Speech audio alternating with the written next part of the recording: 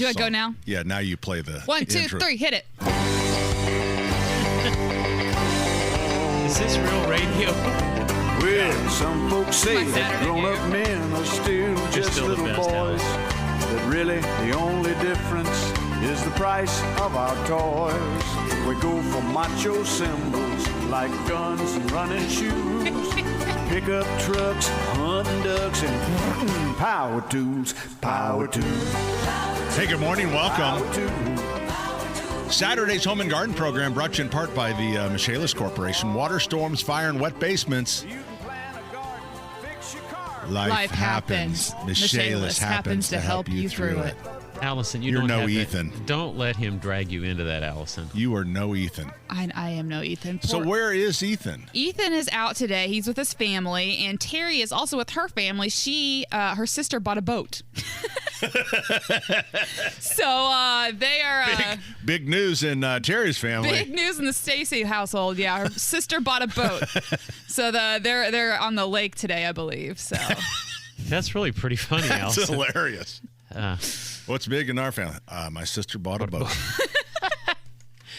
So they're just cruising. yeah, she actually told me her sister named it after their father who passed away last year, Bob, and it's called the Big Bobber. I like that. I love it You're so supposed to much. name boats after women, but the Big Bobber is pretty good. Yeah, I love it. So so they'll be on the lake this morning. So it's just us three. Well, this is how it started I'm out. stuck How long with- have you been with us? 5 years? 6 years now? How long? 2017. Oh my gosh! So that's 8 years. Yeah, that's 8 years. Wow. Golly, Allison. Yeah, I was here, and then I only worked with Dick for probably 6 months, maybe. And that was And then enough. and then he said, "This girl's crazy. I need to leave." I leave. Yeah, you pushed him I right drove into him to retirement. retirement. Actually, it was something else. I think we had to do this mandatory training, and then Yeah, it was. and that was enough. We had to become employees because they had We'd always been 1099.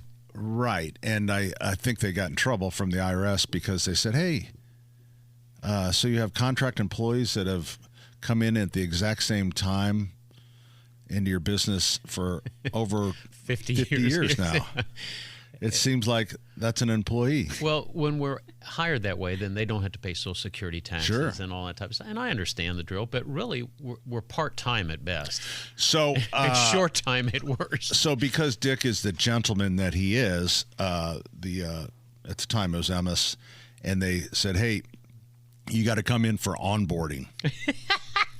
And at this point, he was almost 80 years old. Yeah, he thought they said had been waterboarding. with the company for 50 years. Yeah. 50 plus. Yeah. Yeah. So, and then so he just said, "I'm done." Me, because I'm a kind of an a-hole. Really? Oh my God! They I said, am shocked "Hey." that you would be that harsh on yourself. They said, "Hey, you need to come in for onboarding. It'll be 2-3 hours." I said, So you know what he did? He sent me, and I No, forged I his said, name. I am not. No, I said, if you would like me to work here, use some common sense. I've been here over 20 years. So you figure out, and finally they said, sign this. Yeah. So Usually, I'm the one that signs your name. it's kind of like the death of common sense. That's what I hate about yeah. business. And Yeah, the bigger the corporations, the more rules and Oh, the larger the regulations. HR department. Sure. That's really what dude, nails you. I still say it. COVID was Christmas morning for HR. Wasn't it? Oh, the people that want to tell you how to run your lives. I'll never forget when, we were broadcasters. We were in studio. We continued to broadcast all Yeah. that stuff. Without masks on. Right. And nobody else was in the building. So when they made the decision that people were going to come back in the building, there were signs everywhere. And they said to use Don't use think- your elbow to to hit the floor number in the elevator. Mm-hmm. And my elbow's kind of big, and I was running late anyways. And I remember I came in, I told you guys that, hey, I have been up and down. I couldn't hit the right I couldn't floor. hit 4. I hit 7. I hit 6. I hit 2. Oh, Pat. Boy. So, That was a long time ago in a galaxy far, far away. thank God that's over, huh? Well, and yet there are still people getting those shots, and I'm thinking, okay, there's still people getting shots for everything, Pat. And I don't know which ones to take. So what I do is my doctor will say, there's a pneumonia shot because I'm 65. There's a flu shot. There's the COVID shot. And I think there was a fourth one. And I say, hey, put them in a hat. I'll pick 2. Oh, nice. Russian roulette style. Yeah. Let's pick 2. I got 2 shots. We started developing our sewer and drain department much more than we did in the beginning. And so I had 4 sewer and drain workers, and we had to get hepatitis C shots. Oh. Those hurt. And this because? No. I think at one point, I think kids had to take it at one point. Oh, really? Yeah, because it involves because of what was going on down in Bloomington. No, down in the sewer. So anyway, I'm not sure I could force anybody to take a vaccine or a shot anymore. I just could not after seeing what those knuckleheads did to us. And now it's starting to come out that they were sort of lying, Well, I don't know that. I want to think that they were trying to do what they thought was best. And it turned out that that was wrong, but some of them made a lot of money personally from the process. Well, that's a difference. See, again, I'm naive. I'm just a Midwest boy. And I do like to think the majority of people were just rushed, and it was a pandemic. That's a good way people of looking were scared. at it. They were rushed. So they just panicked and they said we need to do a vaccine. And of course there are the people behind the scenes, like Denny said, who are making the money. So it's a little bit of both. I remember that I couldn't go over to see Mom. Mom was in the retirement center. It was in a independent living. And you couldn't go in to see her. I said, what do you mean I can't go in to see my mom? Not unless you get a shot. So Jane and I drove over to the Indianapolis Motor Speedway and got the Johnson & Johnson shot. You did the drive-through one? Did the drive-through. And it really, I felt like cattle. I felt like I was being pushed through the chute. I was waiting for the That does seem like a end-of-the-world movie scene. Hey, I was excited to get the shot. I was not. I thought they were going to brand me. I have been living in retail for a long time. It was not 6 feet apart. Did you put the little stickers on the floor? Oh, we did. That was so dumb. And another thing I remember being on this show when we said, what if after all this is said and done, they found out it was 7 feet? I remember getting yelled at Kroger store. We were lined up. Janie and I were lined up. I got yelled at all the time. They say 6 feet apart, 6 feet apart. People were just scared. Yeah, and I would bring my mask down. Well, back then I used my red handkerchief. You remember those red handkerchiefs? Yeah. Oh yeah. So I was using that, and of course, we had the Surgeon General showing us how to fold a T-shirt to make a mask out of it. And I'm thinking, is this real? The size of a virus. It's like trying to catch a mosquito with a chain link fence. They really thought that was going to stop a virus. Actually, and it's so funny that we're now, that's the great thing about this show, because we really there's nothing planned here. So, but don't spoil it. I know. Shocker. But I would get yelled at. Well, first of all, when they first kind of threw out that it's like, hey, masks, before they mandated masks might be a good idea. I had no idea the bandana people, the undercurrent of the bandana people that were in our society that were just closet bandana people. And I mean, the next day in the store, it's like, holy hell. Yeah. It's like if you the had Wild Wild West, and people are like waiting to get out there. Yeah, exactly like the Wild West. I got yelled so at funny. in the aisle at Kroger's, and it was in the frozen food section. Were you walking the wrong way? I don't know what I was doing, remember Allison, they had but I opened the door, and I was too close to this lady, and she goes, back off, buddy. And I go, gosh. What? I'm not making a pass at you. I'm trying to get the frozen food here, Back off, buddy. I was in the garden center outside, standing by myself. My mask was down, and some lady from 50 foot away screamed at me. Oh, boy. I think people are just scared, and they If didn't you're scared, know. don't. During the Spanish flu in the early 1900s. That doesn't give you a reason to be mean. It was justifiable homicide if an officer came up and you weren't wearing a mask and he told you to put it on and you didn't. It was justifiable homicide. He would shoot you. When was this? During the Spanish flu. Oh. I read the report. There you go. We've made improvements. We've made improvements. Exactly. Please. Wow. Yeah. Well, all right, start. that's enough of that. That was great times. Yeah. Great I don't know how time we got on that. I remember when we used to to talk relive about, that. We used to talk about football, and how about Chittard? Boy, they really played well last night. They did. I mean, scored They did. 14 points in the first 2 quarters. Wow, you know more about that than I do. They just took it to them. I was impressed. Well, that was good. You know, I think Jim Sorgi's son was on the other team. Did they play Tri-West? Sorgi was number 16, the backup quarterback. Is that right? To 18, he was back up to number 18. He was the backup. It's always scary to play these teams that have a connection to a good quarterback. Sully, my grandson, who's in 8th grade, was playing. Was it St. Simon? And Jim O'Hara, who was a Cathedral quarterback back when I played. His grandson was on team. It's like, oh hell. You guys go to these CYO games. You get beat up by a truck tailgate from Ed Carpenter. You get intimidated by O'Gara. You know, I was at another game, Wow. and so last week we were at a Friday night game for these 8th grade teams, and Ed Carpenter's son is on my grandson's team, and I'm walking out, and he saw me coming. I walked behind his pickup, and a lot of them have, you know, auto, like it's on your He dropped his tailgate. your on you. remote. It'll drop the tailgate. He came right after me. Yeah, you know what? I sent him a $2 bill as a tip. I said, "Thanks, Ed. Yeah, next time you see him, drop it." I could have again." really been hurt. Oh, you couldn't be And hurt. so coming out of this one, I avoided Ed Carpenter. Ed Carpenter, I got a new favorite driver now. I think I'm going to sue Fox Sports. Don't they? Oh yeah. Don't they do IndyCar? Hey, Yeah. you Yeah. better break for Allison, or she's going to sue you. She doesn't care. Do you care? We're doing fine. Yeah. We have till 1 to make it up. We're gonna. Dave Wilson's going to give us a call sometime this hour to shamelessly plug an event. I just We also won have- $5. I just won $5. I bet. I told my dear lovely wife. I said, I got $5 that says either Dave Dugan or Dave Wilson's going to call in today because Terry's gone and Pat's going to panic. You're going to get to have somebody call in. What do they call that? Projecting? Yeah, projecting. No, that's a $5 bet. I mean, I didn't even have to Denny do is. the push on I that think one. Denny is projecting his insecurities on me. Oh, what do you get? I've already given Allison the heads up on In the Weeds.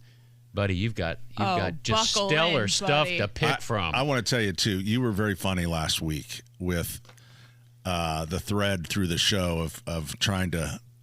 Yeah, What was the I subject heard I matter? missed the Jane Goodall. Oh, Jane the Goodall. Goodall. That's right. That was a very funny bit because you took that all the way through. It's like, and anyway, Jane Goodall. I got one more thing to say, Pat. Okay. Yeah, that's all right. 239-9393. Allison, we interrupted you. You said, and we also have. Chelsea from Union Jacks is going to call in because Union Jacks has Oh, their she big is? beer fest Cool. this Oh, weekend. cool. Yeah. She's We'll my talk to neighbor. her at 10-ish. I think she's my neighbor. We'll I think find they're out. still in the neighborhood. All right, we're coming right back with more 93 WIBC. Hey, good morning. Pat Sullivan, Denny Smith, Allison Lemons, because Terry is big news. No, it's not a special birthday. It's not a new member of the family. Her sister bought a The boat. family, they got a boat. Have you ever exciting. heard the Jimmy Buffett song? There's something about a boat. Something about a boat. Where is Ethan? Did you say? Ethan, he's with his family doing something. Something came up. Didn't say what. No, he didn't. Do you think they got a boat? No, I think they invited him gosh. up. They invited him up north because somebody needed a kidney, and they wanted to see if he was a match. Do I need a boat? Do I need a boat? I don't see you as a boat girl. Maybe. Really? Maybe. I yeah. loved growing. My grandpa and grandma, they had a house on Lake Lemon growing up.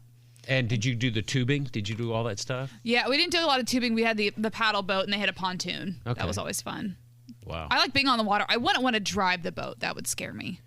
I grew up. And a lot of people I see on the lake should not be driving a boat. Oh, isn't Yeah. that the truth? I grew up on Lake Schaefer in the summertime, and it was back before it was a busy lake, and learned how to ski and slalom, and I was almost ready for barefoot, and I took a nasty fall and lost a contact, And I was so depressed because contacts cost a fortune, and I had worn these Coke bottle bottom glasses my whole life, and I finally got contacts, and I lost one. I came back, and it had suction cupped right to my cheek, and I pulled it off, and I had this little dime-sized hickey on my cheek for a couple of weeks. But I didn't lose my contact. I hit the water that hard. You know, I was thinking as I sat here, it's like, man, I was one submerged tree trunk away from changing my life. Have you ever hit?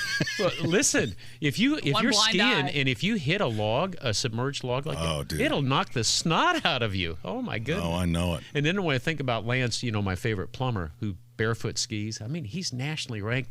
They start off underwater. They start off on top of water. They ski backwards, forwards, and now they're doing ski jumps, Pat. Wow, Denny. Barefoot. I told you that one time that I stayed in a hotel when the door opened to the outside. That's pretty scary. That was Motel 6? Yeah, actually we did. We were in Bahaba, and Beth had booked she booked this place, and we pull up to it, and it was like $300 and some a night. So decent. Yeah, it should be nice. It should be nice. Everything in Maine, especially Bar Harbor. So there's this historic house thing, but then there was just like a Motel 6, and of course we're in Motel 6, and I thought, I am not going to complain. I'm not, because you know me. I'm not going to complain. I'm not going to complain. So we open it up, and it has that dripping air conditioner. And it's like, I'm not going to complain. And the door opened to the outside. Did it have a window? Yeah. And what was the guy's Beth name? goes, This is Tom Sobet of We'll Leave the Light On For You. He did the radio show up in Alaska. So Beth finally goes, this is awful. I said, well, let's leave and go. And so you know what we did? We've reached that age where we just handed him the key back and said no thanks, and got a really nice hotel for the brand new hotel. So lesson learned. And somehow that place you got to watch the ratings thing, because everybody jacks their ratings up those stars different ways. The stars, you can buy them too. Somebody who knows Buy hotels bots. has stayed in more hotels than anybody in the world is Dave Wilson. That's right. He is a world traveler. Yeah. Is that your way of telling me he's on the line? Yeah, I didn't know if you knew. Yeah, I saw it. Hey, Dave. He's a real quick smooth. study, Dave. Did you see how he picked that right up? Oh, boy. I saw that. That's nice. He's been doing this for a few years, hasn't he? Yeah.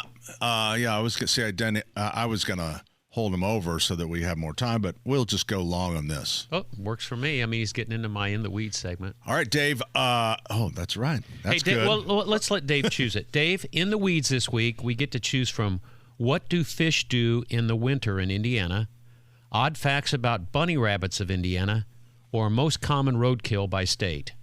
You get to pick. Just do the bunny rabbits. The bunny Really, rabbit. I would do roadkill in a second. You're going to get that one, too. Oh, jeez, here we go again. All right, Dave. Now, go ahead. Well, no, I heard you say earlier that Dave Wilson was going to call in and shamelessly plug one event. Well, you're wrong. Oh. I'm calling in to shamelessly plug 3 events. Oh, That's my boy. I am so sorry. I am mistaken. Yeah, I knew you had time to fill. Yeah, it's a 4-hour show. But Dave, now you are a Christmas retailer now. You and your lovely wife. Yes. Becky, and so this is the time when it gets kind of stressful because you're kind of flipping the store. How's it going over there at the store? Well, Mrs. Claus has flipped the store, and we have got some beautiful new merchandise. And today is our Christmas open house, and we've got some snacks for everybody to kind of snack on as they shop around. We've got some raffles going on. When you spend $25, you'll get a raffle ticket. We have 3 raffle items. We have a gift basket with over $90 worth of Christmas ornaments in it. And we have 2 items from Joe DeFabis, who is a local speedway photographer who makes all sorts of good things. We got a banner and we got a metal sign of Alex Palou, his car, the winning car this year. So some great items going on, and it's a great chance to come in and see the new items while we have them. That's one of the things about, Pat, when you're trying to decide what are you going to buy, what's going to work. So we're not a big operation and we don't have a lot of room. So sometimes we get an item that we think, okay, this is going to go. We hope it does. And it goes flying off the shelves and you're out. That's it. You can't get any more. So this is a great time today to come in from 11 to 6 and get first shot at all the brand new Christmas items. And they are really some really cool ones. Then next, by the way, Santa will be here. Oh, so Dave. Oh, yeah. And we have a Santa sleigh here. And Santa will be in his sleigh, and you and your youngins can come by and get a picture with Santa in his sleigh. People would like that because a lot of people like to get that Christmas card photo early so that they can kind of beat the rush and all that. So, Dave, so you're a smaller shop. At our place, we have a lot of buyers. And so when that item that comes in that's a complete dog, there's a lot more cover. There's a lot of people, no one owns up to, it's kind of like, who bought this? And why did you buy, so no one likes to own up. With your shop, it seems like it's either you or your wife. It's a pretty tight audience. So there's no hiding. No, but here's where we're blessed in that I'm in charge of buying like all the racing stuff, and so when there's dogs, we all know who that is. But Mrs. Wilson has had fabulous taste, and we've had a few dogs, but not very many. And as a matter of fact, I tell people all the time, Becky has great taste in everything except men. Whoa.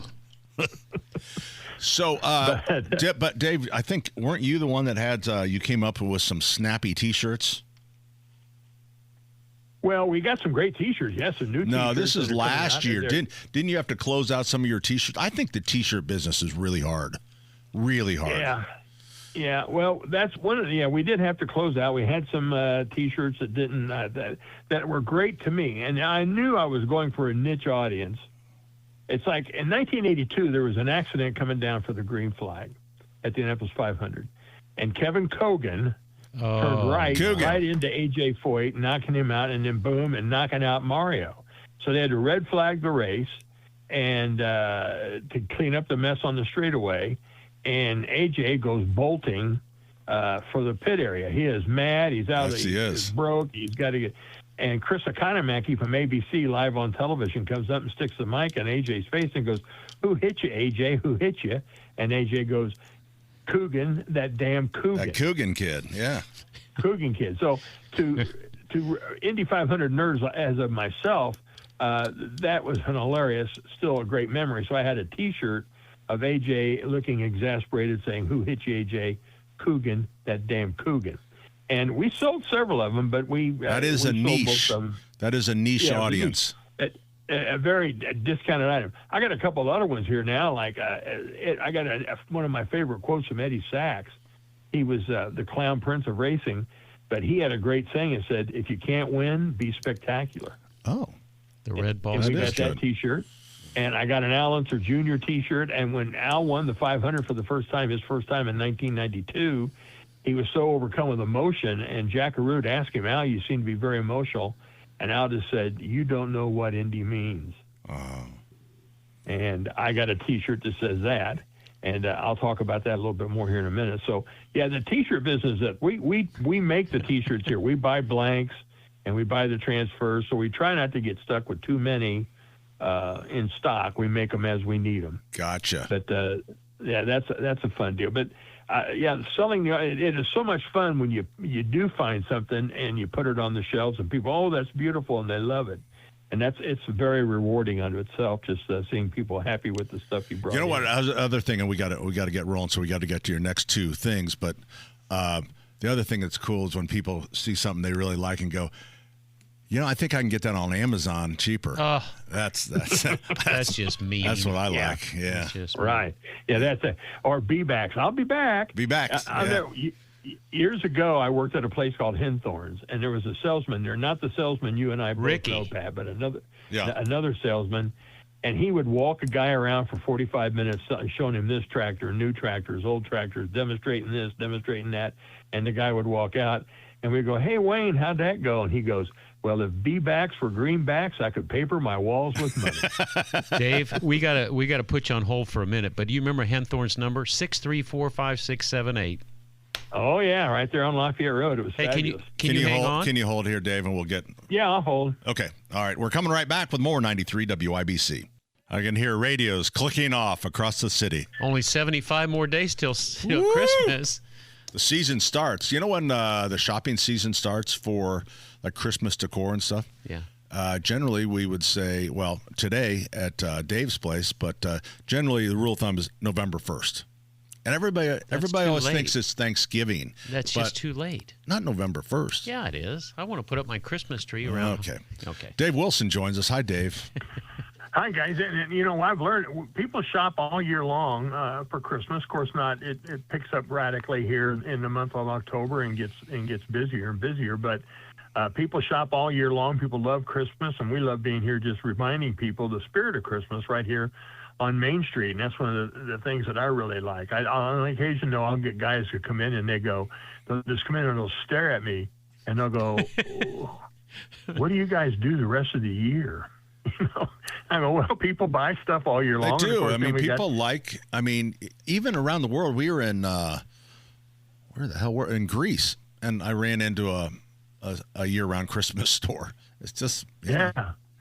So. And it's fun. I mean, it's something that I enjoy. I enjoy Santa and Christmas, and I enjoy the history of the Indy 500. So we talk about that. I talk to people about Christmas, and then I talk to them a lot about the 500. And so, again, I said this. It's like we've built myself a stage, and I work in the merch tent. People come in, and I just talk to them, and it's a lot of fun. And Santa will be splitting his time between our store here and, of course, the Sullivan's Express up there at 71st and Keystone. So we're looking forward to doing all that. We are. Too. Dave, I'm still waiting for the video of Santa taking down a perp that has ornaments stuffed in their pants. Right. Well, so far, I mean, I know I've had stuff stolen. I haven't got great video like you have. Yeah. And I commend you on that ad, your furniture ad. Oh yeah. Yeah, but we haven't had to have Santa. I don't like Santa doing un-Santa-like things. So when Santa's here in full regalia, if he were to see someone stick something in their pocket, he'd pull out his notepad and look at the guy and say, or lady, and say, "Naughty list forever." Get over that. How do you like that? That's about as radical as Santa would get. I think if I was that situation and I was Santa, I think I would tase him, quite honestly. I'd tell him to put it back before I call the cops. Yeah. Yeah. Sorry, Santa. Well, we'll be here from 11 to 6 today. The Santa's Pit Stop Christmas Open House, 11 to 6 here on Main Street. And there's a lot to see and do here on Main Street. Of course, Indianapolis Motor Speedway, our neighbor, but there's great restaurants. There's other stores here on Main Street you can shop at. So we invite people to come on down. Now, next Saturday, I'll be up in beautiful Howard County, Indiana, in Kokomo. And Dave Dugan, your friend for life, and I will be dueling Daves at the Rhine Hall in Kokomo. We'll be doing a show up there. We invite people to come up and check us out at the Rhine Hall. And then speaking of Allenser Jr., November the 1st, I've done this a couple times with Al, where we sit down and I ask him questions about racing, and I have a pretty good idea of some funny stories and things to ask him. I just set him up, and Al just knocks him out of the park all afternoon. And we'll be doing a show down in Greenwood at the Mad Hatter Event Center there in Greenwood on Main Street, November the 1st, Saturday, November 1st. And tickets are available at madhattershows.com. But that is so much fun listening to Al. And I remember that. I remember hearing you talk about that. I didn't realize. So this is your second one that you've done? This is like the third time we've done okay. it. Yeah, and we did one here for the Indiana Historical Society downtown, and it had like 200 people show up. So nice. We're hoping for a like-size crowd down in Greenwood. But he's got great stories about the crash in 1989, where he and Emerson Fittipaldi crashed and he hit the wall, and then great stories about his dad, Al Sr., growing up, and his Uncle Bobby, and stories about him tangling with Dale Earnhardt in the Daytona 500, and just a plethora of great stories from a real great champion. And of course, the Answer family, 9 victories, and little Al, of course, getting the 92 and 94 Indy 500 under his belt. But I don't think he'll ever live down. There was one time when I was on the Bob and Tom show, and we were racing Wienermobiles in the Greenwood Park Mall parking lot. Okay, sure, I can see that. Yeah, and it was Tom Griswold and I in one Wienermobile, and Al Unser Jr. and Bob Kavoyan in a second Wienermobile. And we were lining up. It was supposed to be a drag race, and the general manager of Q95, Chris Reed, had the green flag. He was going to wave. When he brought the flag down, we were going to take off, and I said, Tom, look, the only way we're going to beat Al Unser Jr. is to cheat. So as soon as you see Chris Reed start to bring that flag up, before he brings that, before he even starts to bring it down, you take off, because we have got to cheat. And so we cheated and beat him. And Al never lets me live that down. Really? We cheated and beat him. Bugs him. Yeah. There you go. Dave, we got to run, man. We appreciate All right, brother. Great Thanks. hearing from you. Great talking to you. Thank All right, you. everybody head over to Santa's Pit Stop over in Speedway on Main Street. We're coming right back, 93 WIBC. Hey, good morning. Welcome back. Pat Sullivan here along with Denny Smith, Allison Lemons. Our other teammates is Terry. Big news in her family with the arrival of The Big Bobber. The Big Bobber. And no, I know that sounds like a baby or something, no, but it's a boat. Her sister's pretty smart to buy the boat at the end of the season. That's when you get the deal. So the Big Bobber is going to be up for winter soon, but they're getting the use of it. And Ethan we don't know what he's doing. So. He may be buying a boat. Yeah, could be. Bill joins us on the program. Hi, Bill. Hello, good morning. Good morning. I've got a couple questions for Okay. you. The first one is I had a couple trees die, and I chose not to replace them, but to plant grass seed. And I've got a very good stand of grass seed, but it seems like the grass has gotten up to about 2 inches, and it's just not growing anymore. That is more than likely because of the. Did you have the trunks of the trees ground out? Yes, I did. So it's probably more than likely it's the wood chips as they decompose, and Denny can tell you all the science behind that.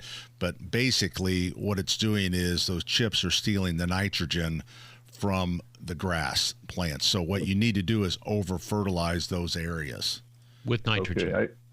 Okay, I just put some urea on, which is all nitrogen, Ooh, basically. baby. You gave it You're the not juice. messing around. No, I didn't put a lot on, but a little bit. Yeah, So, make sure and you, the second- if it's urea, Bill, make sure you water that in really, really well. Yeah, I did. Okay. I did. Okay, and the second question is I live in Muncie, and we are in a drought. And can I go ahead and spray for weeds now, or should I wait till a rain? That's a great question, and the answer, I can't believe that this drought just carries on. I would not spray for weeds because weeds die unless you have a sprinkler system or if you've been consistently watering your lawn. If you can answer the question, are the weeds actively growing, and the answer to that is yes, then you can spray for weeds. But if the weeds are kind of a little stunted like the grass is, then no. You're just wasting your money. Wait for the rain. So, yeah, and how since it's getting pretty late, I usually do this about this time of year.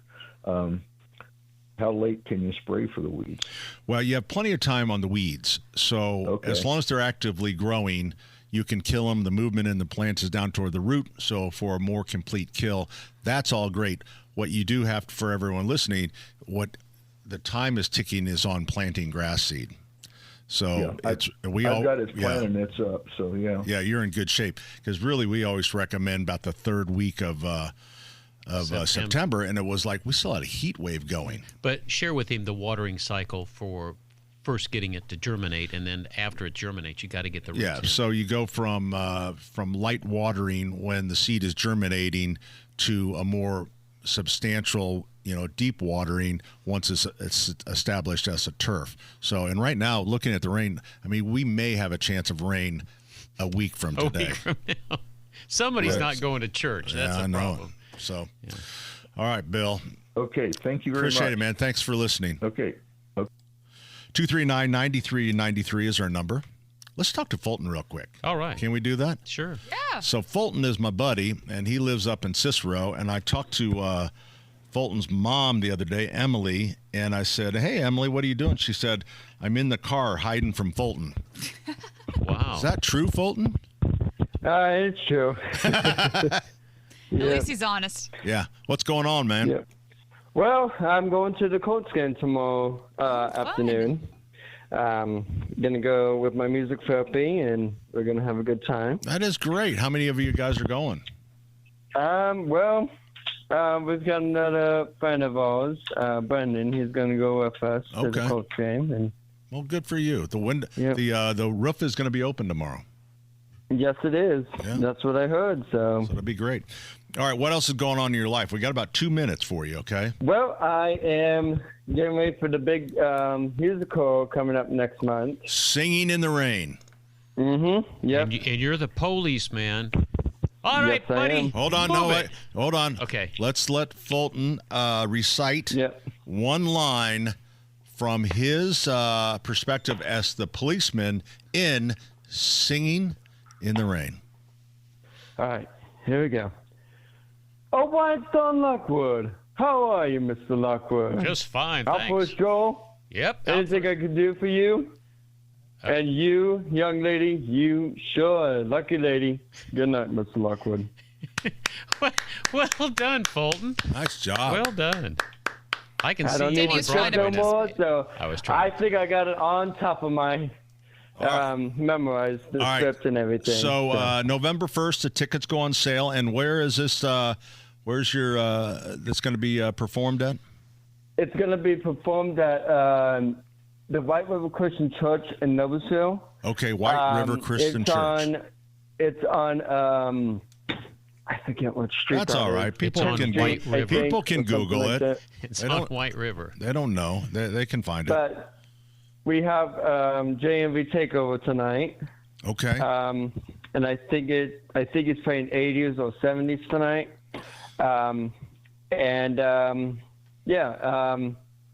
And don't forget to listen to him on the JMV Takeover, BMR 5.7 and 93.5, 107.5 The Fan.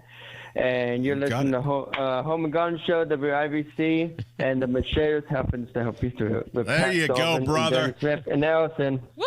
There you go, yes, Fulton. I made Nice it. job, Fulton. Golly, he pulled it off, didn't he? Got Isn't them all amazing? in there. Yeah. I mean, he We have missed. 10 whole seconds left. I know. He almost hit the post there.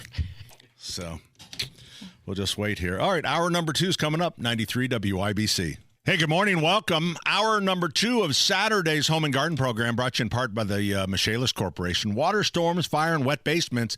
Life happens. Michaelis happens to help you through it. Sounds like you're just reading it. I don't think it's coming from the heart. I'll work on it. Okay. At least I remember to turn your mic on. You did, which is good. There was something, though, that didn't work out there, but I'll work with you later on. Okay, Because great. normally Great. I get to have a few more bites of my sandwich. Yeah, it's true. And I kind of forgot what you did there. All right, we have a very special guest. It's Chelsea. It is Chelsea from Union Jack. Hey, Chelsea. Hey, good morning. How you doing? I'm okay. How are you guys? Are we still neighbors? We are still neighbors. Yeah, just a couple blocks away. Yeah. I'm not a very Unless good you neighbor. moved, I didn't move. No, that's what, I don't know much about what's going on in the neighborhood. See Chris Wright waddling around, the neighborhood. He's a big walker.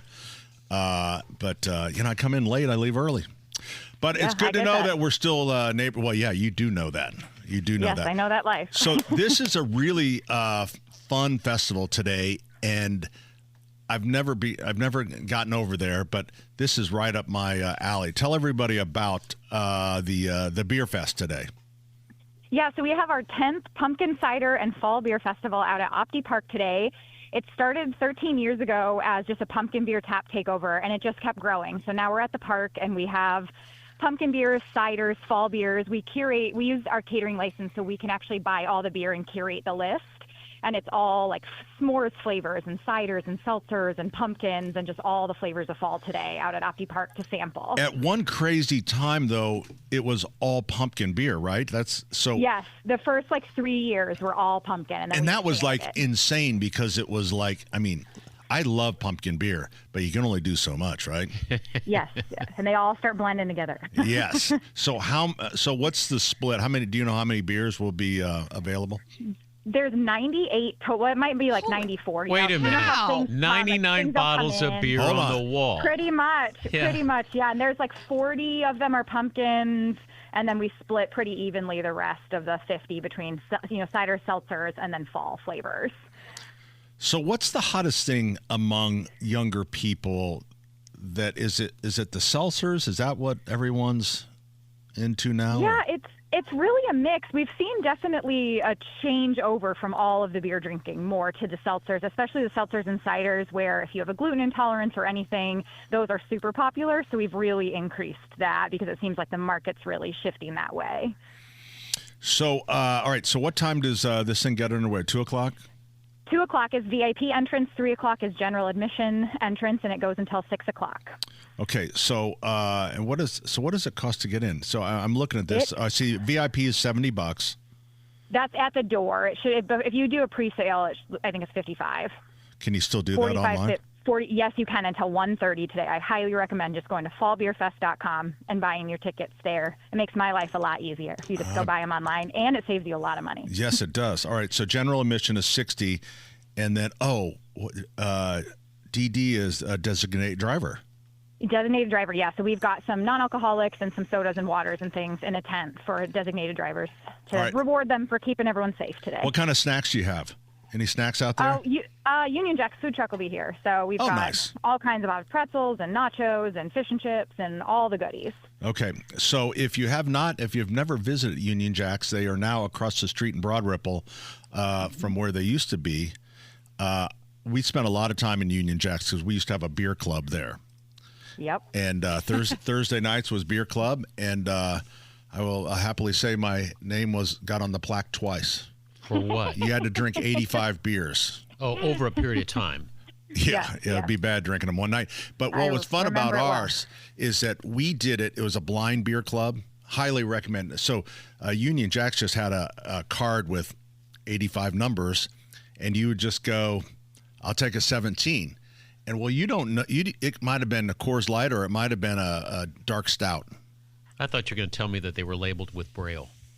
No, it was just a lot of fun. And what's great about it is thanks for laughing at my joke, Chelsea. What you did. I don't even think he got it, Chelsea. I didn't get it. All right. Can you explain it to me later?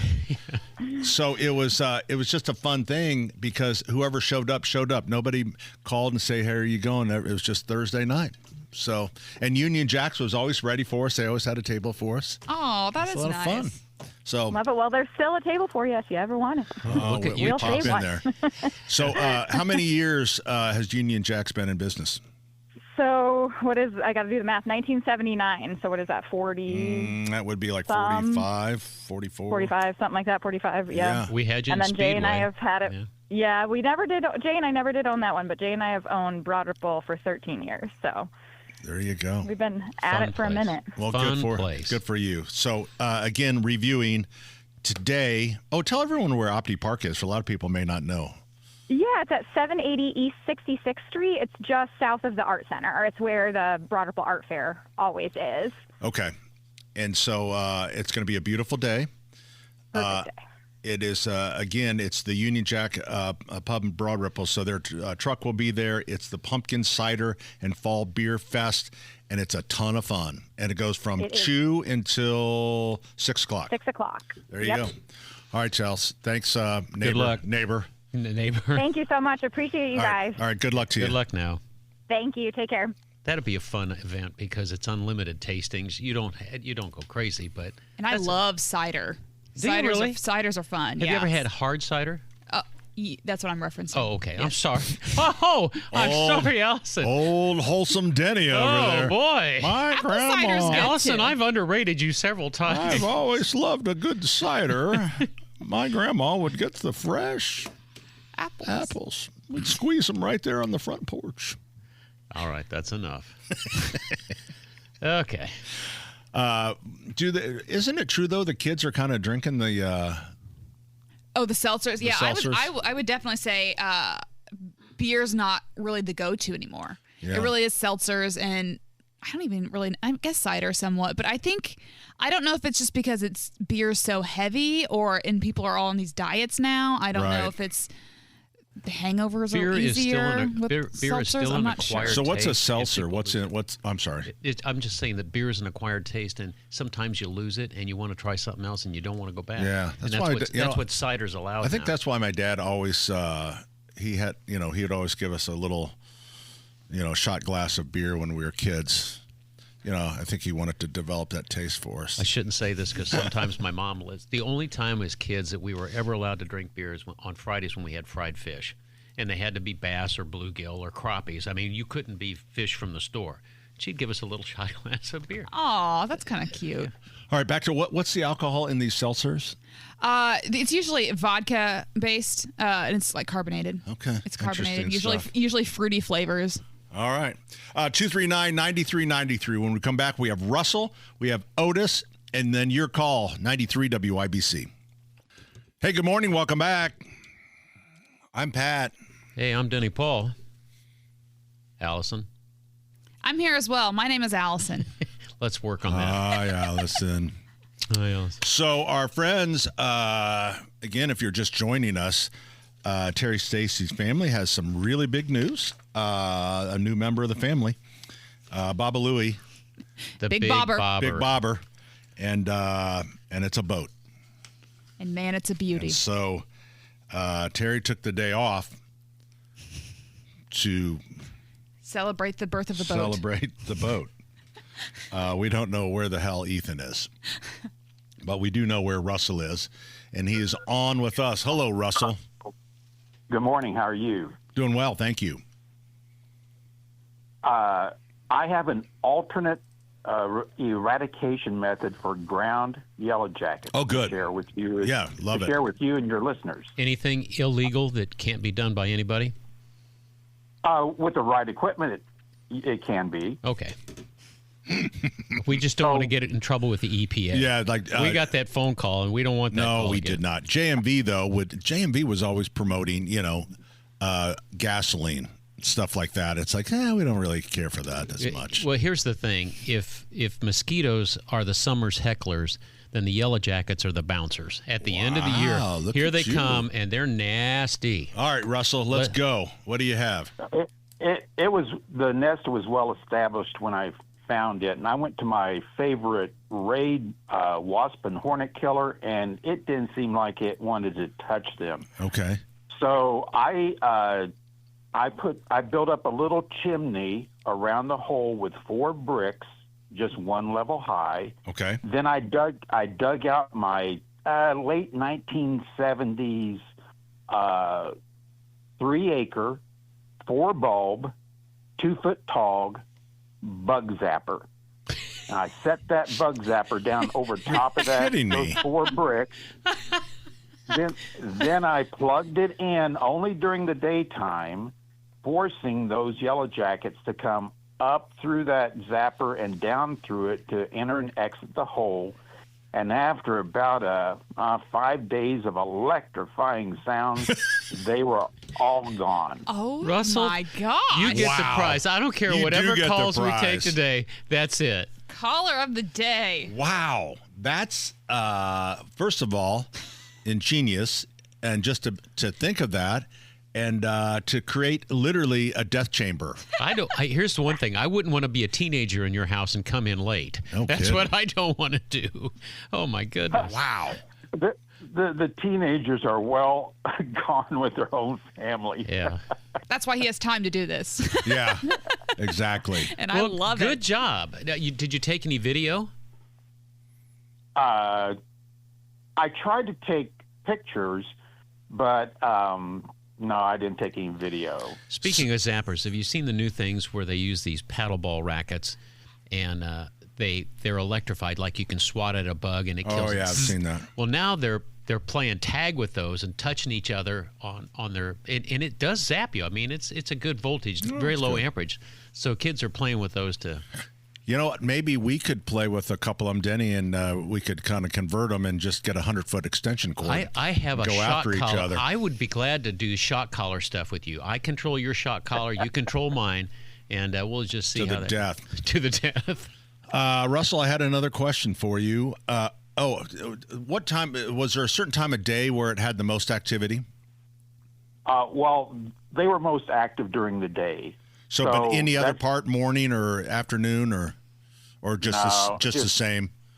I started at about 10 o'clock in the morning, and I would unplug it before dark because being 3 acres, I live on 3 acres, it pulled everything out of the woods. Sure. After dark, and I would have a pile of carcasses there, so I just made sure I ran it during the day. All right. He really paints a beautiful picture. Was it full eradication? Is it all over now? They're all done? Oh, yeah, it killed every one of them. In fact, after they were gone, and I put the bug zapper away. You dug it up. And unfortunately, that company is no longer in business. Again, it was late 1975 or 70s when I bought it. Some animal dug up the nest. Oh, really? Oh. That's interesting. Well, it makes good eating. There you go. All right, Russell. Thanks for the info. Caller of the day for Caller sure. of the day. Most ingenious right there. All right, next we have Otis, my man. Hi, Otis. Good morning. How are you guys today? We're doing good. How's everything in Lafayette? Oh, well, it's today is an absolute perfect day to go up there to the Feast of the Hunter's Moon. I mean, the weather's great, and couldn't ask for a better day to go up there. The moon has been gorgeous all week, Otis. It has been. Man, it came up, I think, about Tuesday, and, man, it just lit up the east sky. And then when I get up in the morning about 4 o'clock, it's directly overhead when I take the dog out, and it's like a big light bulb. It's just a great moon. Yeah, but fall. It's fall time, and I guess we can say that that's where the hunter's moon comes from. I guess everybody bringing in their catcher beavers and whatever. Well, thanks for letting us know about it. It's a big thing in Tippecanoe County for sure. Oh yeah, and the weather will be perfect. It's gonna be a beautiful weekend. Be a crowd. Get there early. Yeah, watch out for the Yellow Jackets, okay? What was the event? I spaced. I didn't Feast hear of the Hunter's Moon. Feast of the Hunter's Moon. It's a huge festival up in Lafayette. Oh, you know what? I did see that. Yeah. Saw that on the news. It would be beautiful. And then it's a big weekend. Also, the Park County, the Covered Bridge Festival is this weekend as well. I mean, there's a lot going on. I love fall in Indiana. Love it. Well, thanks, Otis. Thanks, Otis. You know what? It is interesting because being that we have our Pumpkin Town Express at Allisonville, and then we have the Sullivan Express Christmas train at our Keystone location, the competition in fall is incredible. Stay local, go local. That's how everybody lives. Well, they're all local. I mean, like our Beth and went up to Dole's Tree Farm yesterday. Yeah, and it was really cute place. Amazing time. Orchards are really popping. Massive, yeah. Orchards, people love going to the pumpkin patches again, which I love. And the mazes, agribusiness has really come alive. It's really neat. I mean, Newfields has their Halloween thing. There's Zoo Boo. I mean, truly, there's so many things. There's almost more than there is at Christmas time. I totally. There has to be. Yeah, right. I think we should start fall earlier. We need to start fall like in September because at least Christmas we have November and December. Right. You know what they're going to say. Halloween already. I know, but how are we going to fit it all?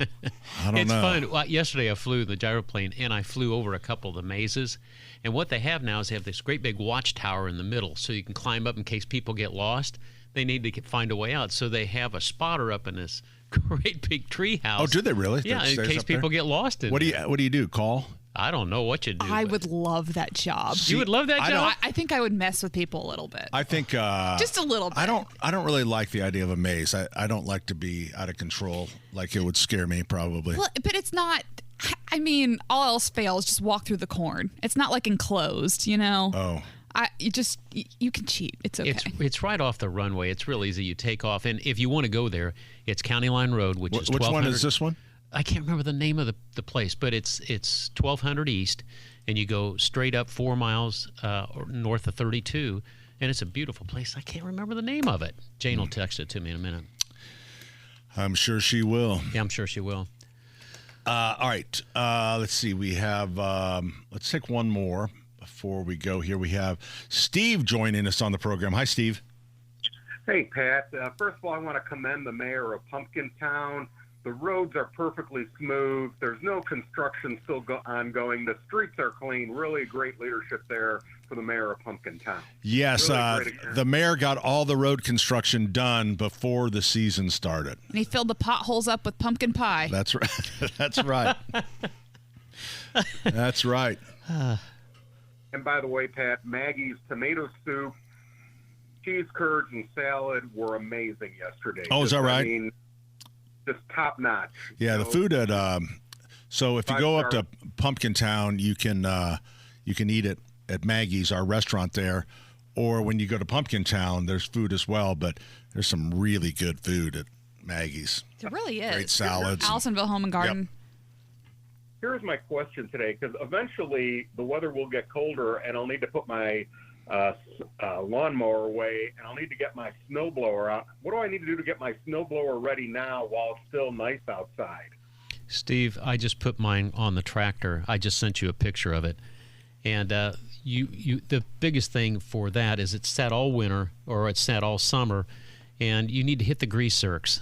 Most snow throwers have grease zerks unless they're a plastic one. So if there's any metal parts, just make sure you find those little zerks, grease them up a little bit.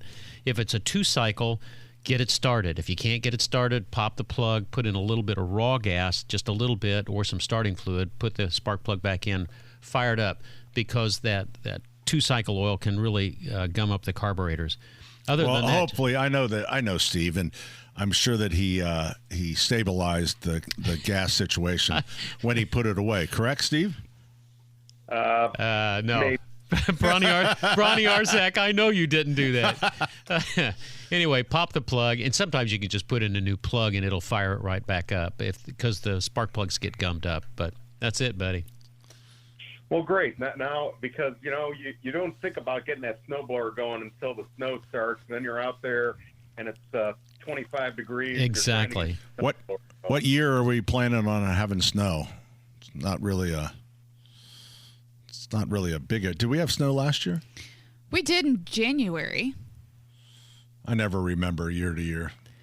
I used the snow thrower twice last year. The real amount. Every day from December 1st to December 24th, so that Sullivan Christmas Express will be a magical experience. Yeah, but not too much. Remember, we like to. It does sound very romantic, to have snow coming down. Those trains do not work well in the snow. We would rather make our own snow. Thank you very much. Good Lord. So if we can just hold off on the real stuff until we're done. Yeah, what's not romantic is de-icing the trains. Yeah. And one last question. When is Radiothon this year, Allison? December 14th will be... second weekend, isn't it? Yep, the second Saturday. And so 13, 14? 12 and 13th, I'm sorry. 12 and 13th. Yes. And most of that will be out at our Keystone location. Hey, Steve, we got to run. Thanks. Good to hear from you. Our number 239-9393. Coming right back, 93 WIBC.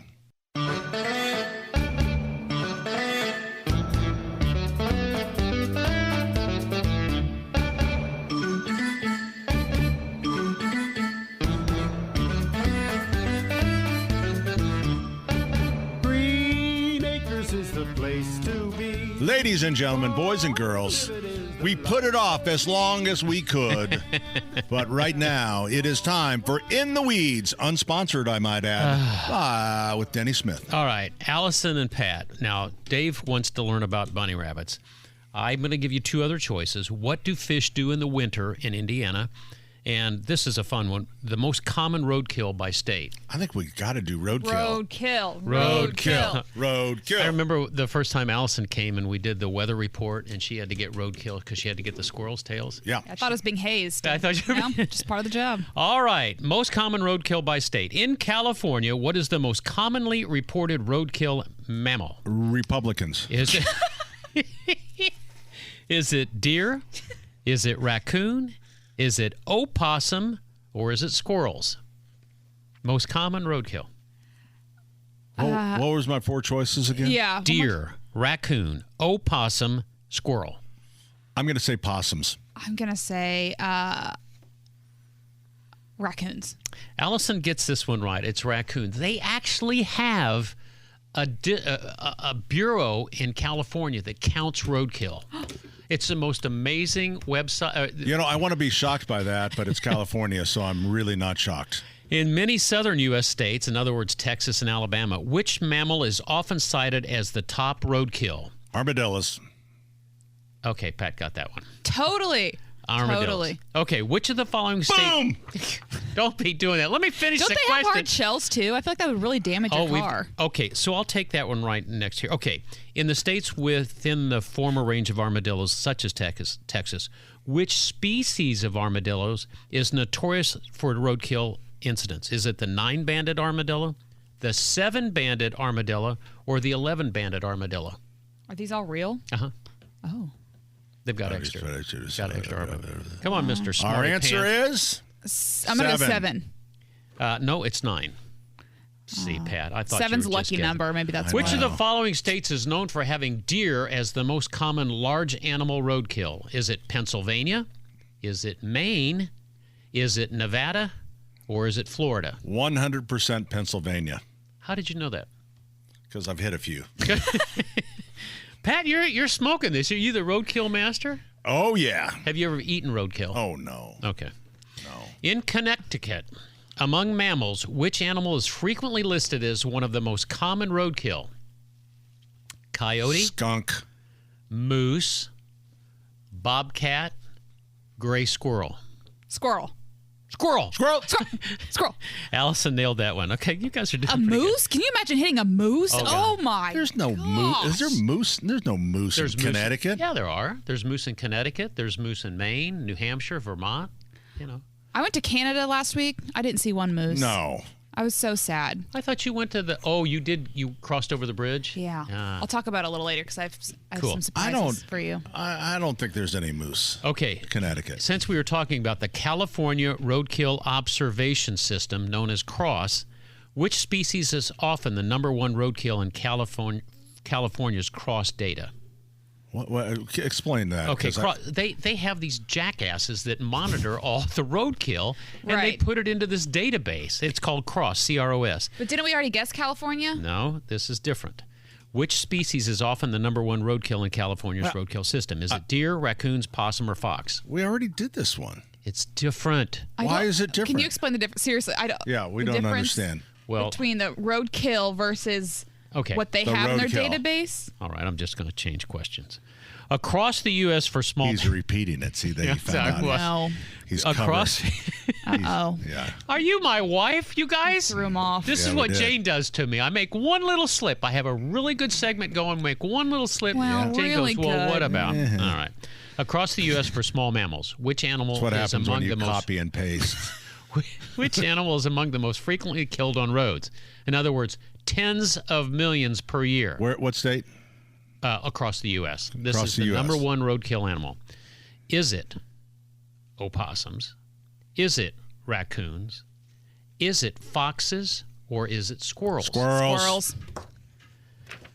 Okay. Were we right? Yeah, you were right. All right. Don't be so upset. Yeah. Well, you're not We're supposed just to get them. I work educated real hard people. on this stuff. Okay, coming up a little bit later in the show, what do fish do in the winter? And odd facts about bunny rabbits in Indiana. Wow. You know what? They always say that, when you're doing a show, you want to kind of tease stuff to kind of keep Yeah. listeners. That is a tease right Yeah, there. that's That is a tease. They do want to know. What were they about that. again? What do fish do in the winter in Indiana and bunny rabbits? You know what they call that? What? Appointment radio.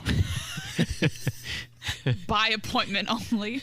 Oh, Allison, that's a podcast, isn't it? All right, so you're being such smart alecky. Let's go. No, we're going to do bunny rabbits Not right now. Let's do it later.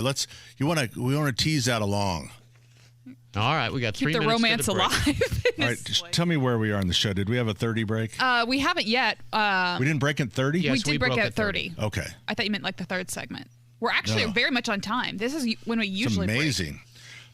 You know who we had a visitor at our Keystone location this week? Governor Braun came in. Oh, did he? He came in. Was he taking a property tax assessment of your property? Oh. How much do you pay in property taxes? I'm almost afraid. It's got to be hundreds of thousands of dollars. Yeah, like $100 and some thousand, I think. Welcome, Governor Braun, to your $100,000 investment. You know what? But we knew he was coming because his schedule is so tight. But he needed a bird feeder. Oh, just a bird feeder? Yeah. Which one did he go with? He went with one that the lid screws on really nice. That was beautiful. He actually bought 2 of them. One for his house down south, and then one for the state house lawn. Love it. I did not know he was a bird guy. He is. He's actually very interesting and was really fascinated with our business and wanted to. We kind of walked the whole property. And Will then, he come back for the train ride? You know what? I encouraged him to bring his grandkids up, so hopefully he will. But his wife has a gift shop down south. Okay, very I cool. thought you were going to say she has one at the governor's mansion. But he was just fascinated by our business. But then because you just see he's the governor, right? He goes, "Hey, I got to ask you a question." He goes, "Is there really a Hardy mom?" And then I had to explain That's a good question. The whole mom thing to him. Yeah, He goes, had to break it to him. No, but kind of explain to him, yeah, they're Hardy moms, but you have to do this, this, and this to make them come back. And then he wanted to know about dividing them. Oh, wow. So he was really into it. He was really into it. And he goes, all right. Did you tell him I wonder if his wife good? is making him get a hobby. And he's like, well, gardening will work. Allison, that's pretty funny. Honey, we got to get your mind off this. But it was really cool. It was nice of him to come in. The odd thing, and it's just typical of, so he got a couple bird feeders. He wanted one, so he bought his for his home. The one for the state house, they had to leave there until they got the proper paperwork. Oh, for crying out loud. He didn't buy one just... He couldn't. He wanted to, but he's there with security wild. And staff. Just buy it and put it on the property. It couldn't. The ultimate HOA. I know. Yes, Allison. Yes. Wow. That is kind of crazy. But I mean, it's good because you don't want your politicians buying a bunch of bird feeders. Well, it's unfortunate those things happen because someone in a previous administration way back, abused the probably the bought power something. Wait till they discover the concrete geese are coming back. Dress up the goose on your... Allison, do you have one on your front porch now? I don't, but man, I have a couple friends who are into it. People love the concrete goose. I think it's they're back. so bad. I remember my grandma had one growing up, so it's a nostalgia thing, and maybe that's why people want them back. I don't know, but crocheting's back. That's true. Grandmas. It is the year of grandma hobbies, and I think that's pretty wholesome. All right, as we continue on today, just keep in mind today is National Yarn Day. We're coming right back. 93 WIBC. Get your hands up. I have a confession to Allison. I've been listening to Taylor Swift's new album. You have? I have. So proud. I'm through this is one of my I turn it on in the favorites. morning, so it's on Spotify. Did you listen to that new song called Wood? Yeah, I think it's about trimming your trees down. Yep. Oh boy. Do you know that song? No. Yeah, it's how to prune your You trees. may want to look into that. Anyway, one. have you listened great.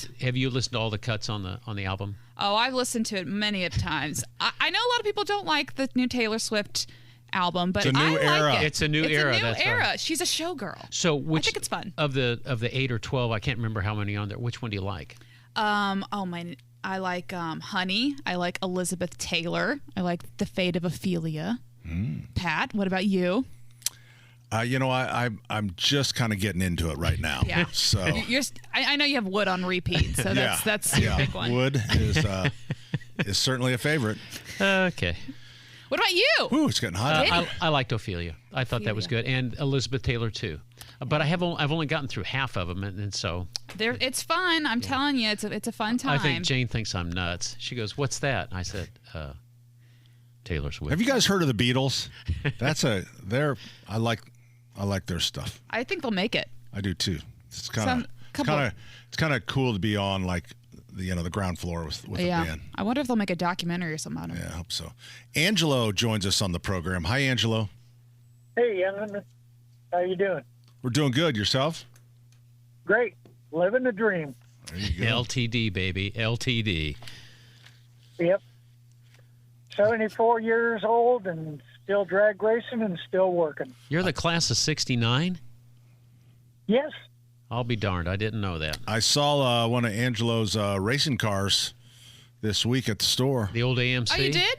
Yep. No. Racing down Keystone? This is, what did I look at, Angelo? Because I'm not a car guy at all, and he knew that, but he had patience with me. It was a 2005 Chrysler SRT6. They only made them in 2005. They made 2,419 of the coupes and a little over 1,000 of the convertibles, and they made 47 of them in 06.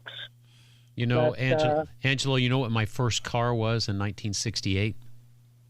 It was a 1968 and a half. Lee Iacocca came out with a half-year Mustang, and I got the 68 and a half. I got the 68 and a half. I've got a picture of me sitting on my dad's hood of a 55 Chevy, but he bought it in 54. Wow. How do you do that? Well, that's okay. I guess that's possible. Well, anyway, we're supposed to be talking about fireplaces. What you got, Angelo? Well, I'd call you a few months ago about a fireplace. So we had a new insert put in, and we'd light it, and it'd fire up for a while, and then it'd peter out, and then it'd come back on, and it'd peter out. This is a gas fireplace. You guys said that the gas line would probably need to be cleaned out. Well, my wife had a gas guy come over.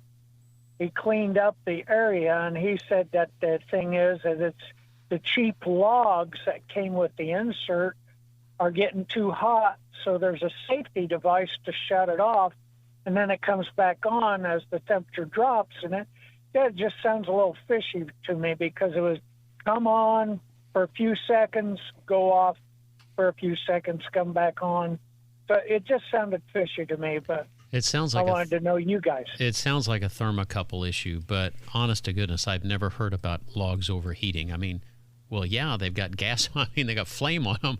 That's what they're supposed to do. They're going to get hot. I don't buy that either. Do you know who the manufacturer is? Because if you know the manufacturer, and you can see that off the gas valve, sometimes it's off the gas valve, usually on the left-hand side. Just see what it is. Find out who it is. Yeah, well, I don't know. If you can find out, you can call the 800 number and ask them. Okay, who would you recommend to work on that? Godby or O'Malia? Godby? Godby, Godby. Oh, okay. Godby. I've seen the trucks all over the place. Different from the furniture company. There's Godby. And different from the HVAC company. This is Godby Patio Furniture. And the blimp. And the blimp. All right. The Godby blimp. Yeah.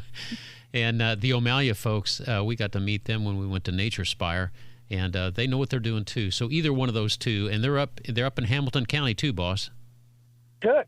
All right. So my last drag race is a week from Sunday. Don't get this killed. Year. Don't get killed. Okay. No. It's safer on the track than it is on the roads. Honestly, I believe that. Yeah, kidding. I do too. I don't know. Have you ever met Angelo? He's get out of his way. Get out of his way. All right, Angelo. Good luck to you. Have a great one. All right, take See care, you, buddy. You know, he brought that car in, and I'm just. It's the worst person. I'm the worst person. You don't know cars at all. No. Or the best, because sometimes if people know too much about a subject, and then they wear you out. Yeah, they wear you out. So you're just learning. But Pat, I just don't nod and say cool. I mean, he said, "Hey, I got that out there," and it's like, I'm always busy, right? But I knew he wasn't leaving until I went out and looked at it. Yeah. Pat doesn't know about pets, and he doesn't know about cars. Men who have their cars is like women and our dogs. You need to look at them. You need to adore them. And they're the best thing in their lives. I think you've just made all that up. Am I projecting? Yeah. Hey, look, we got another fireplace call, Pat. I bet they're going to answer Angela's question. It is A.A. Ron joining us on the program. How did you know that? What? I literally answered the phone and he said it's A.A. Ron. Oh, really? Yeah, and I just put Aaron. I just put Aaron on it. That's hilarious. Yep. Yeah, I've talked to you guys several times before, but yeah, I did have one fireplace question. I've got a 9-month-old Aussie Doodle that has a tendency to lift his leg up on my fireplace, and it's created rust. So I need to get some more duct tape. Sand. Yeah, right. Duct tape. Just exactly. a little. Just tape. Just tape. No, I think the legs together. Patrick, I think it's funny that he would do that. I don't. No, some steel wool to clean it off. But I was wondering, it got down to the bare metal, and this is a fairly new fireplace insert we had in. Okay. Will I need to prime that, or can I just use the grill paint spray? Yeah, just use a high heat paint. But what you may want to do is take a little bit of like the rust reformer, and that chemically reacts with the rust, so that'll stop it right there. That is really cool. And then stuff. you cut over then you go over the top of it with the high heat paint. Okay, so rust reformer. Rust reformer by Rust-Oleum. Oh, gotcha. Okay. It's really neat stuff. Excellent. It sort of dissolves the rust, sort of. You just brush it a little bit, but there's a chemical reaction, and it becomes hard as epoxy. It's really something. Yep. Does the job. A.A. Ron, thanks you very much. A.A. Ron, I saw on Facebook or somewhere that there's a support group for people's names from is it Keenan and Peele? Keel and Peel. Keel and Peele, whatever. Key and Peel. And it's because there's A.A. Ron and everybody named Jacqueline. And Karen. Oh, they get the reference all the time now. No. Oh, all the time. All right, hour number 3 is coming up, 93 WIBC. Hope for the best there. Thank you, Ryan. It's where you play the... Right now, I had it potted down. Guys, I'm tired. It's a new game. Sorry. She's a professional. Don't okay. embarrass her online. Are we up yet? Yeah, we're up. We're up. You bet. Chip called from Maori over there on the west side, and he said they do gas fireplaces too, locally owned for over 55 years. Who does? Make It Maori. Oh, Make yeah. It Maori. But Yeah. You know, Bob Maori personally did the heating in my first house. Really? Yeah, he and Snuffy worked together at RT Moore. He was the heat guy. He's a good guy. Well, excellent. There you All go. right. Anyway, Make It Maori. They work on gas fireplaces So too. Malia's Angelo, and, if you're listening. Malia's and Carmel. There's a lot of good places. I just got a text from my chief engineer of the Sullivan Express, Bob Groves, Chef Roberto Groves, as we like to call him. He is really, so Bob has done several things. One, he one-handedly started Turkey Fest because of trash can turkey. We call it single-handedly. Well, whatever. You work with me. This is what you get, Denny. Okay. All right. One-handedly. One-handedly, which would be, one hand would be what? Single? Single. Yeah. All right. So Groves is doing what now? So now he takes care of all the trains and Thank all the God. mechanics. I remember we were broadcasting and you had a train go down and you were the only one and you were telling to reach up behind it with your left hand and turn the knuckles. And I said, do it on FaceTime, son. And you said, it was like the light went off in your head and you said, yeah, get FaceTime. And you had it fixed in no time. Yep. So we have a talking tree that is voiced by Dave Dugan. That's fun. It's very fun. A lot of jokes. But the motor to the mouth we think is out. Oh. So we're having to call. That one came from. So he can't say his jokes. That one came from Denmark. Those Danes. Yeah. So, but it was so funny that you can still hear the voice. The mouth just isn't moving. But at one point, the tree goes, "Where are y'all from?" I'm from Carmel. My favorite line. It's your favorite line? Yeah. You know, the Danes do a lot of interesting stuff around Christmas and holidays. They're very famous, the Danes are, for a company called Fairy Bell. Okay? Fairy Bell. And they make LED Christmas trees that you can attach to your flagpole.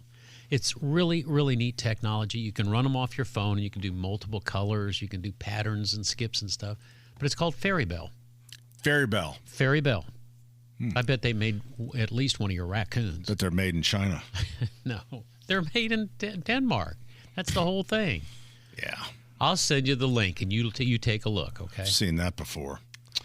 I was trying to think what else. I had something on the tip of my tongue, and I've lost it, Dan. You ever have that problem? One-handedly.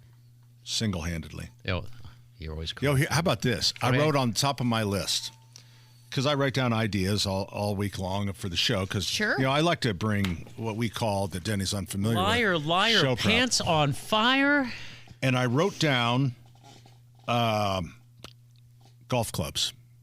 Oh, okay. Have you ever in your life played golf? Yes, I have. Okay. But I don't know why. You don't know why you were to golf. I have no idea. But I was thinking. Do you play left-handed clubs or right-handed clubs? Right-handed. Yes.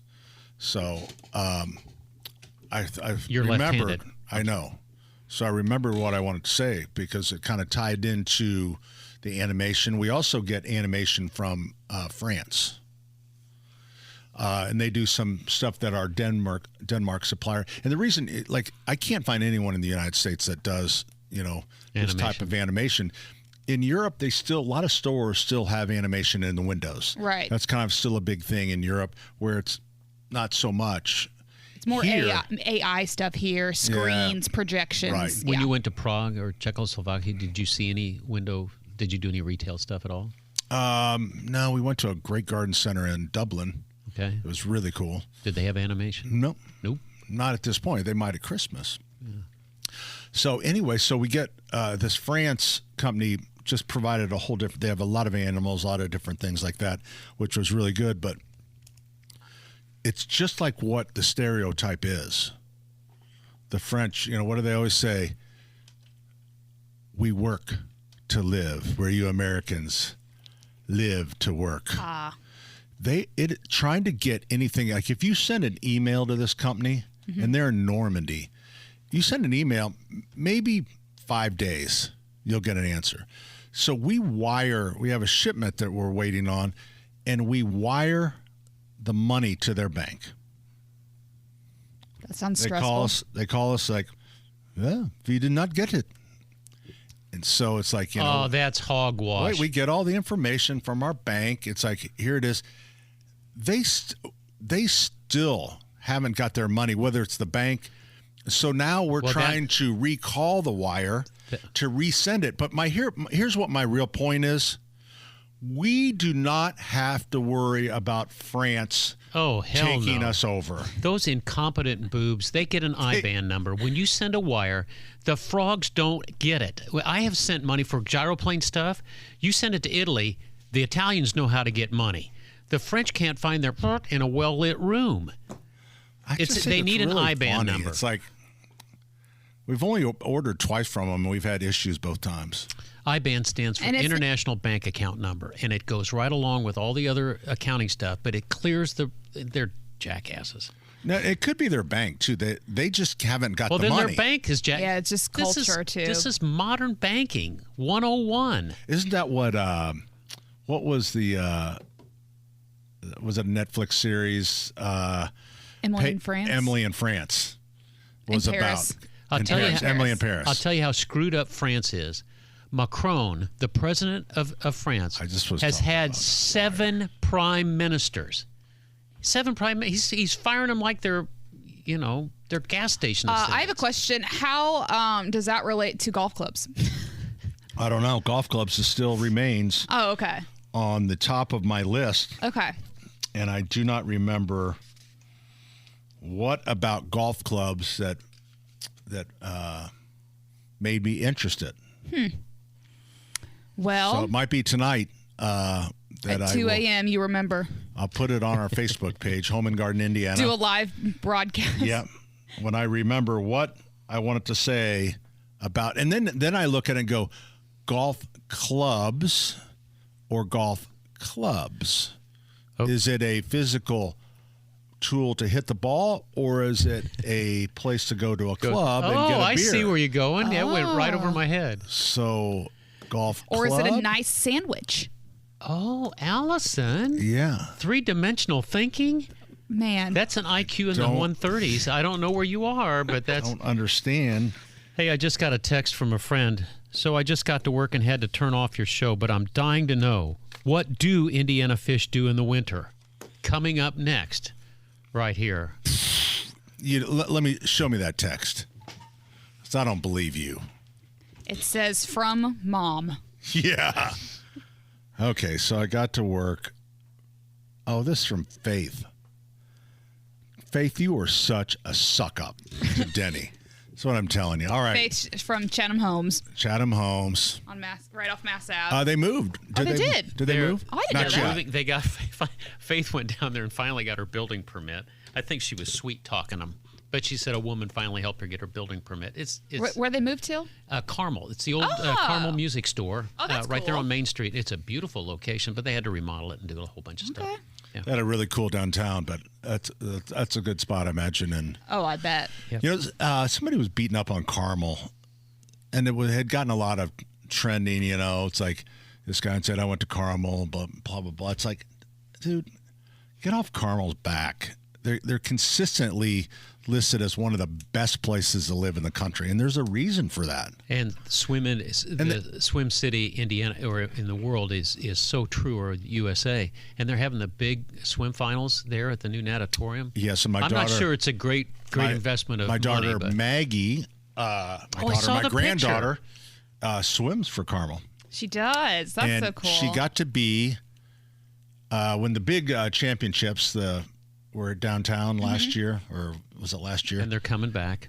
And there are these kids that pick up. They call them the basket kids, and like the swimmers put all their personal items in there, and the basket kids can march out and they grab them, and so she got to be a basket kid last night. Or like the tennis ball cool. retrievers. For like the pros. Yeah. That's fun. I bet she's excited. Who's the swimmer? Regan. Come on. Do you guys not read the news at all? I just don't know the Regan one-handedly I read the Regan news. Smith. Regan. But anyway, they taught they did a little seminar and Maggie got to attend that and had a great time and got her signature. Regan Smith. Yeah, Regan Smith. I did say Smith. See, I knew it was a good name. By the way, my niece married Chris Plum, the Carmel coach, and she's a swim mom. Both of the boys went to Carmel. Emily was a state champion diver. Really? Yeah. From Carmel? No, she was from Pike. Yeah. But she married a Carmel boy. 239-9393. I think it's best at this point to get out of this segment. And coming back. Do you never turn the cameras on? What do fish do in the winter? People are going to be mad about that. In Indiana. What do fish do in the winter in Indiana? Coming up next, right here on 93 WIBC. Hey, good morning. Welcome back. Pat Sullivan, Danny Smith. I was going to say Terry Stacy, but Terry, big news from the Stacy family. But Allison is running the board today because Ethan is not sure what happened to Ethan. Possibly the first fight in his marriage. But don't be saying that. The Stacy family has a new arrival. Oh. And it's a boat. So she is out on the new boat that her sister bought. It's a very exciting time for them. And then we are going to go to an extension of In the Weeds, unfortunately. What do fish do in the winter in Indiana? What do fish do in the winter in Indiana? Lady and Pat, when Indiana lakes freeze over, what do most fish actually do? Do they settle into deeper water where it's slightly warmer and move less? Do they burrow into the mud at the bottom to keep from freezing solid? Or do they move toward the shoreline where roots and plants give off a bit of heat and there's some food source? I'm going to say deep water. Deep water would make sense. Deep water is correct. How do fish breathe when the surface is sealed with ice, Pat? Do they use their Is this gills? an essay question? Oh. Yeah. Do they use their gills to absorb oxygen that's still dissolved in the water? Do they rely on oxygen released by decaying vegetation at the lake bottom, which is where they reside? Or do they pull oxygen from their tiny air pockets under the ice layer? B. They rely on oxygen released by decaying vegetation. Mm-hmm. Allison, you want to improve on that answer? I'll say C. Okay, Denny, you give them the right answer. They use their gills to absorb oxygen that's still dissolved in the water. Oh, I didn't even know oxygen could dissolve. Mm-hmm. Dissolved oxygen is a very aggressive, corrosive to plumbing parts. We hate it. Isn't it already dissolved? It's just air, right? Why don't fish freeze solid in a frozen Indiana pond? Why don't fish freeze solid? Is it solid? because they develop a waxy coating on their scales that helps repel the ice crystals? Is it the densest, slightly warming water that settles at the bottom, giving them liquid refuge? Or is it the movement of their fins that creates microcurrents that stop ice from forming around them? These are tough questions. I'm going to say B. That was correct, but you don't remember what B was. So I'll repeat it. It's the densest, slightly warmer water that settles to the bottom. That was the right answer. Gosh, Pat. I'm getting sleepy. I can tell. It's the third hour. All right, one more. What happens to... no, I'm doing more. What happens to a fish's appetite during the winter? They store food in their mouths and eat it slowly over weeks when they find it. Their metabolism slows way down, and so they feed much less. Or they eat normally but switch to smaller prey because energy is scarce. I wasn't paying attention. B? B. I was watching Hocus Pocus behind you. All right. What are fish You doing watching while Hocus Pocus? Right over there. their metabolism slows love way that down? show. Hey, I'm right here now. What are fish doing while you're sitting over the ice trying to catch them? Are they hiding in the weeds and brush piles waiting for plankton to drift by? Are they hovering sluggishly near the lake bottom to conserve energy? Or they're actively exploring new territory since predators can't see so well through the ice? B. B. Pat, you're really getting this down. One more. Do fish actually sleep during Indiana winters? No. They find protected areas under logs and sleep for days at a I'm time. going to say false. They enter a sluggish resting state but remain somewhat alert to predators. All of the above. They rest in groups near the bottom that. so that one can stay awake on watch like a goose. They stay awake for predators. I thought I that can say would be B. more B. Yeah, it was B again. Do you realize that all the answers were B, Denny? No. Several were C. I just rearranged them so you could get them right. I mouthed the word B to you 3 times. I'm starting to get a little sleepy. One more. In this, did you know that bunny rabbits eat their own poop? Why do rabbits eat some of their own droppings? Did you ever hear this before, Pat? It's their way of marking territory with a scent. They need to redigest certain nutrients missed the first time around, or it's a learned social behavior from living in colonies. Can we stop this right Come now? on, I'm trying to help you. No, later. Let's do this They later. eat their own poop because they want to redigest it because No, they missed it the that's- first pass through. Let's not talk about it, Den. All right. We're going to talk to the folks at Michaelis. You know what's coming up next weekend, Den? Besides our warehouse sale? Chimpanzees. It is the World Food Championships. Have you heard about that? I have heard about that. So that Terry is- was all over that. That is the world's largest food sport competition. That is October 16th through the 19th at the Indiana State Fair.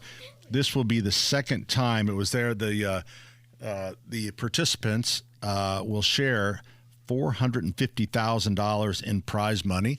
We will be there. We have a booth in that, and we are actually have been helping them out. Hauling some grills like Yoder. We carry Yoder grills now. Those are monster grills. They are monster grills, and they're sending in 15. We're receiving them for them so they can get them down to the fairgrounds. Cunningham Restaurant Group, CRG, they won that thing last year. They're 2 representatives. Oh, really? Yeah. They came into studio with us on Sunday, but that's quite the experience. I mean, it's high pressure for those kids doing that. Yeah. So it's really like you have to look. You go to their. I'm sure it's on their website, but it's called the World Food Championships. And it's $28 to get in. You get samples, or you get a $50 weekend pass. But there's certain days that, October 16th, the event is closed to the public. Then there's an invitation-only day. And then the kickoff party and the final rounds is the 17th and 18th. On Friday night, that would be 6 until 9.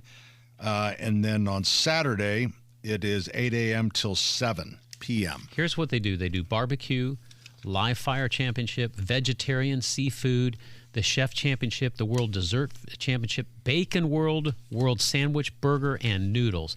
And it's the CRG guys that won the noodle championship. Yeah, and they had year. one of the rounds was earlier at the state fair. Yes. And we supplied all the grills to that one. So Joe is all over this thing. You know who else is all over it? Frank from payroll. From the Michaelis Corporation, it is Frank. Welcome to the show, Frank, a new guy. Yes, I'm glad to be here. How are you guys this morning? So you're the bean counter that pays all the bills and makes sure that people's jobs are safe? I pay the bills as well as I collect as well. So right now I'm multifunctioning. So yes, I love the money and I like to pay out, but I love to receive it. Do you that's me. Do you have to ever go out there and rough up a few people? You know what I'm saying? You know what? I can do that, and I think in the future I might have to. But as of now, everything is communicated via phone or email. Frank, I got to tell you, I had a partner that used to have to collect money for the plumbing company, and here's his best line. His best line is, "I've called you several times. When are you going to start behaving like an adult?" Now, how's that for a bill? How's that for a bill collector? When are you going to start behaving I like know an what. Hey, I might have to use that. Yeah. I might have to use that. Yeah. If you need any part-timers, I know a guy named Mark that might be looking for some work. Well, you know what? I might need some scouters. But we don't want Mark Sanchez. No, Dude, you want to get paid? You want to get paid? I want somebody that's going to be truthful and not, I'm not just be saying. honest with their story. Just it's all saying. about those ethics and morals. You know what I'm saying? That's what it's about. Now, also you're going to do. I mean, he's just going to have to go. It's like, this is Mark Sanchez for the Michaelis Corporation. I'm coming right Dude, over. you'll have the check. Like, just saying. Yeah, is this really you, or I have to be there with him just to make sure everything goes smoothly? Right. Yes, but So, So do you help the Michaelis clients with, obviously, a lot of these that are insurance-based ones, there's money coming in from the insurance company. There's then some that there's always upgrades that are the responsibility of the homeowner. And so sometimes that can get a little confusing. So I imagine that you're there to do a lot of splaining. Oh yeah, I mean that part is the hard part. Dealing with the insurance company, is always a pain. You know what? So they drag their feet like constantly. But if they're self-paid, that goes smoother. But when it comes to the insurance company, we got to get a little routed up a little bit. Yeah, how long? You got to really call them and bug them. How long have you been with Michaelis? I've been with Michaelis going on 3 months, but I've been in this industry for about 27 years. Okay. All right. Nice. So you know your way around. Yeah, I know my way around. Everybody's helpful there. It's a great company to work for. We all gel together. So every day is an adventure. I love it. There you go. Well, Frank, good luck to you. If you ever need a heavy, you got my number.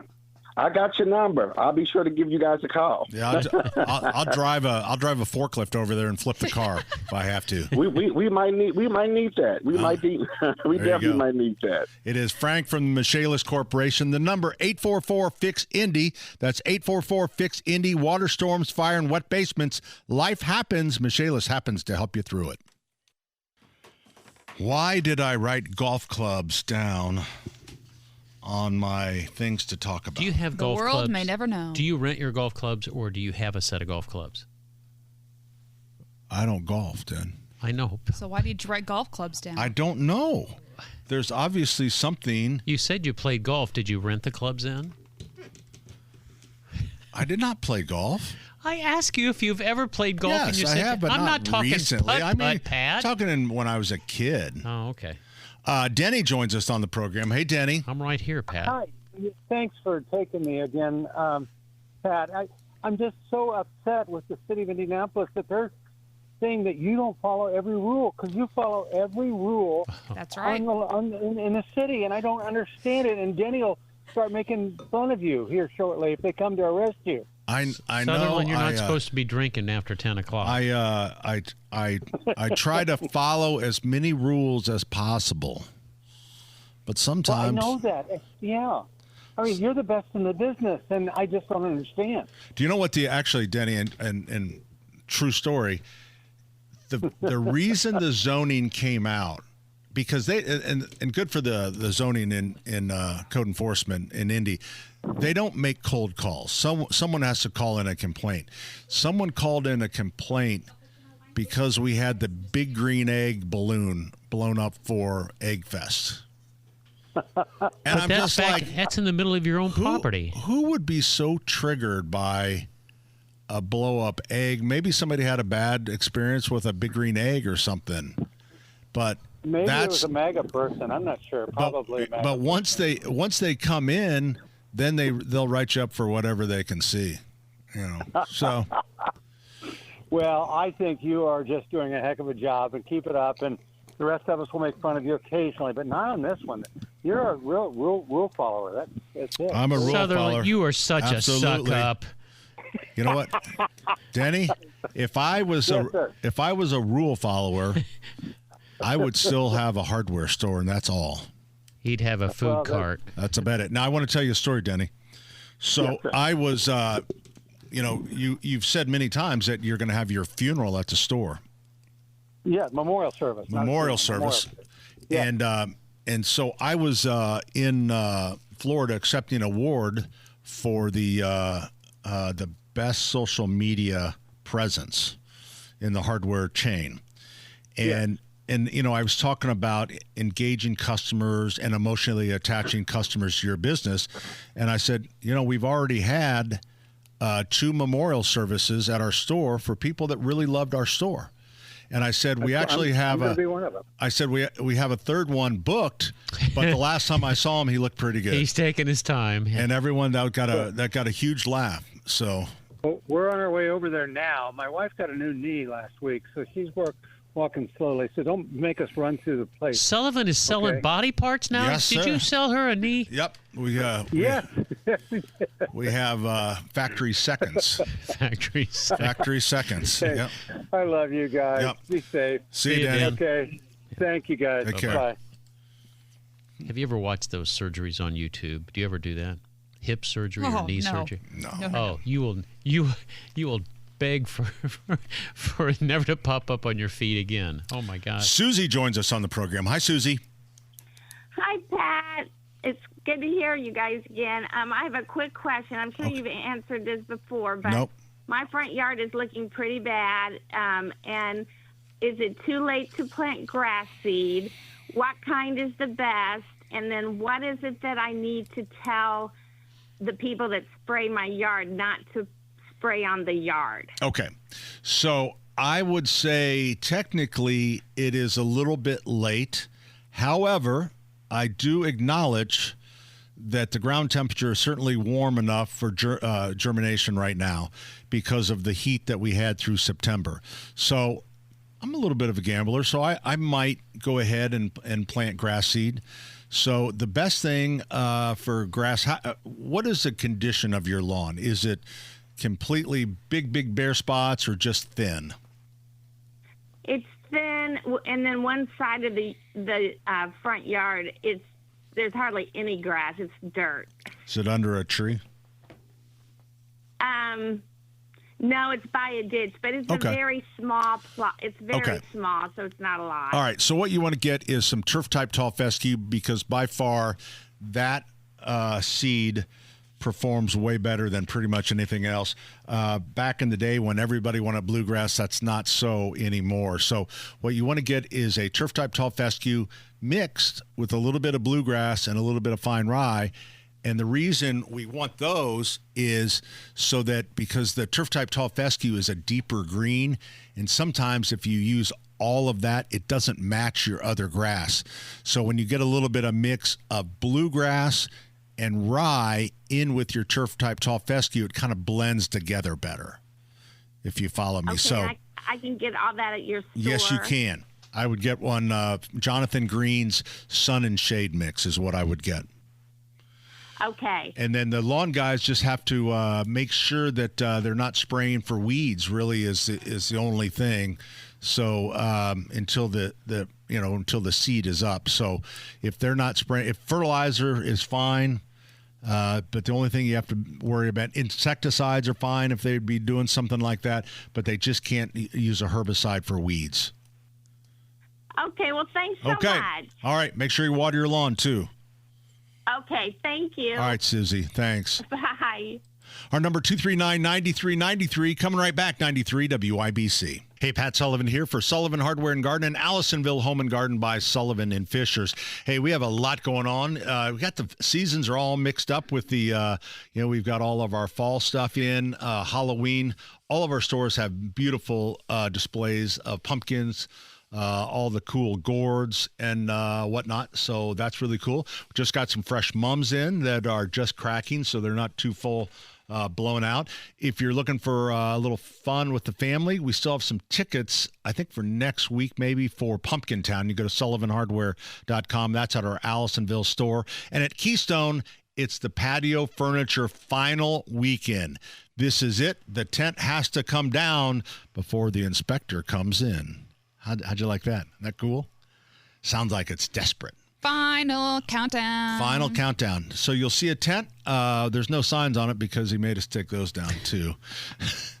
But what the sign said was 45 to 60% off, 65% off patio furniture. You just don't want to put it back away. But we had, what's that? You want to sell it. You don't want to put it back in the warehouse. No, we don't. And then it will go to for one more shot at it. Some of it, not all of it, goes to the warehouse sale. And our warehouse sale is next Friday, Saturday, and Sunday. And the warehouse sale, you have to be in good shape. Nobody with heart conditions.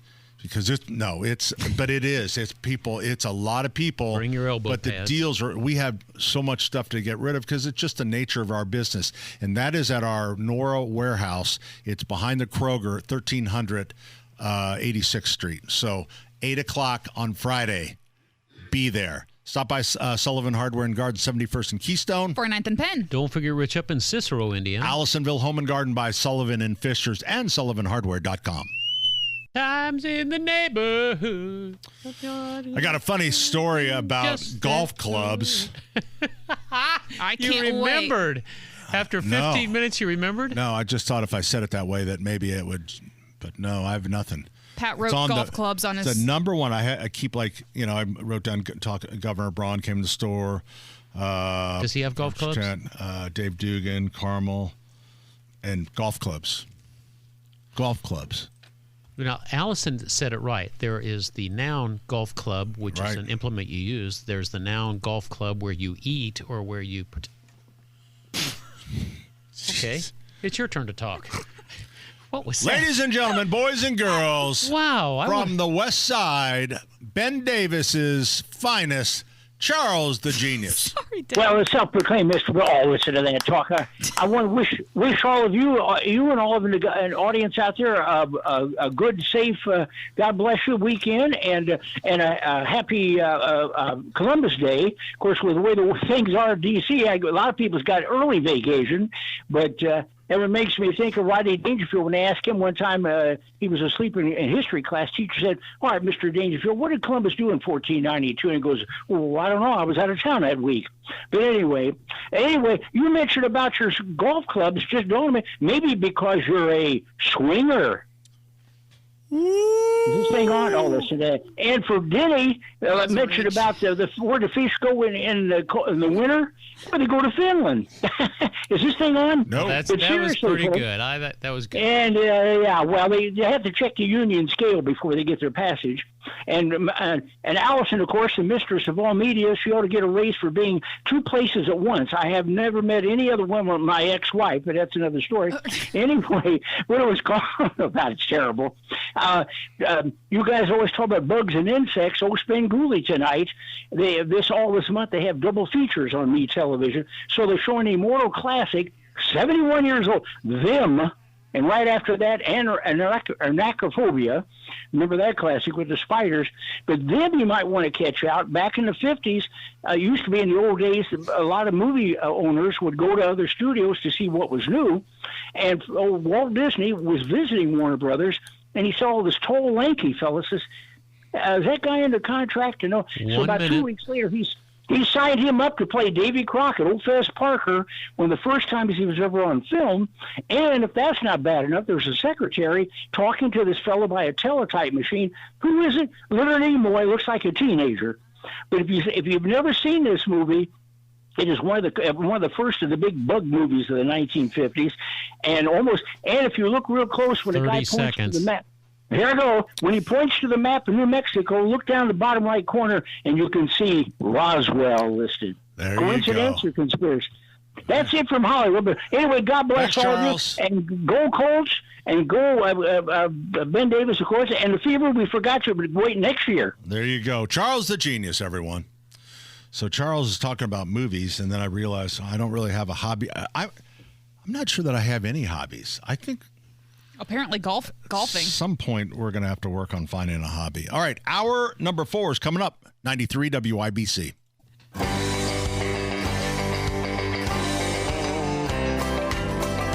Well, some folks say that grown-up men are still just little boys. That really the only difference is the price of our toys.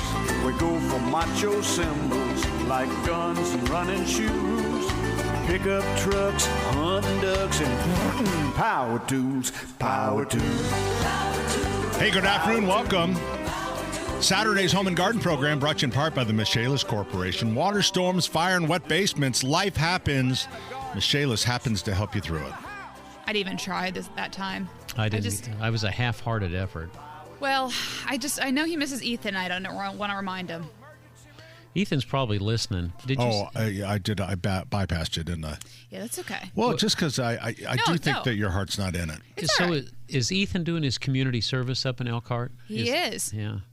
Actually, ironically enough, this is usually his community service. Okay. Being our board operator. But he deserved a little vacation, so he's taking a break. But I really enjoyed meeting his family. What a cool group. Yeah, he got married a couple weeks ago, and I can't believe he invited us all, but God love him, he did, and everyone was well behaved.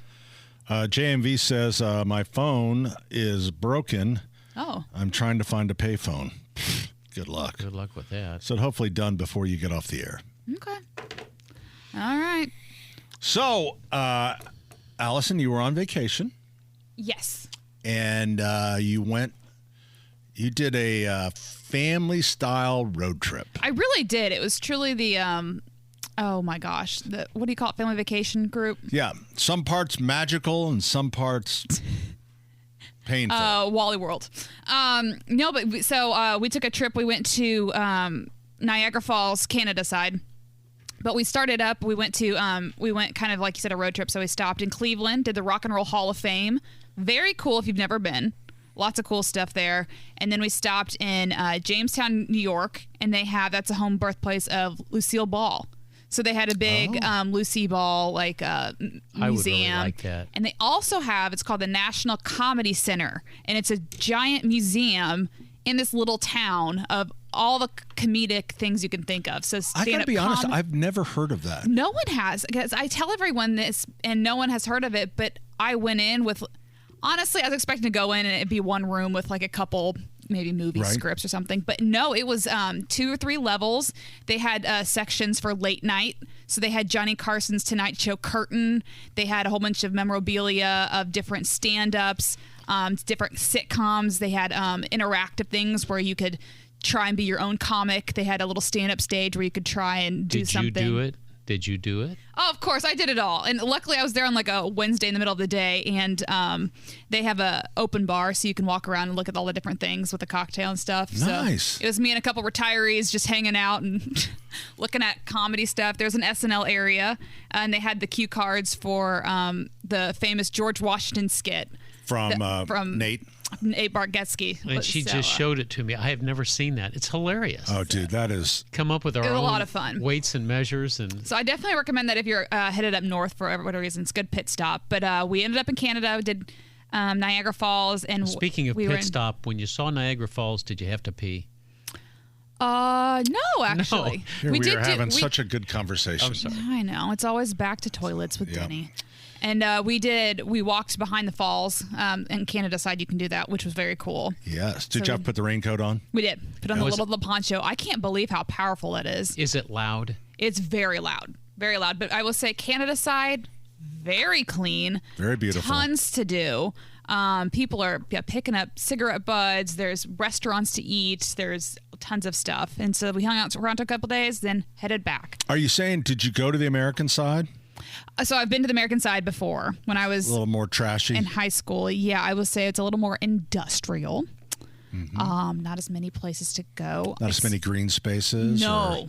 And that's kind of a shame because that's such a huge tourist area, but they definitely missed the mark. They need a little bit Sullivan magic. Did you go there. down below to get on the Maid of the Mist and go through it? No, we didn't. We didn't have enough time because we did a lot in one day. But when I was in Canada, I wanted to stop and make sure I got you guys a couple things.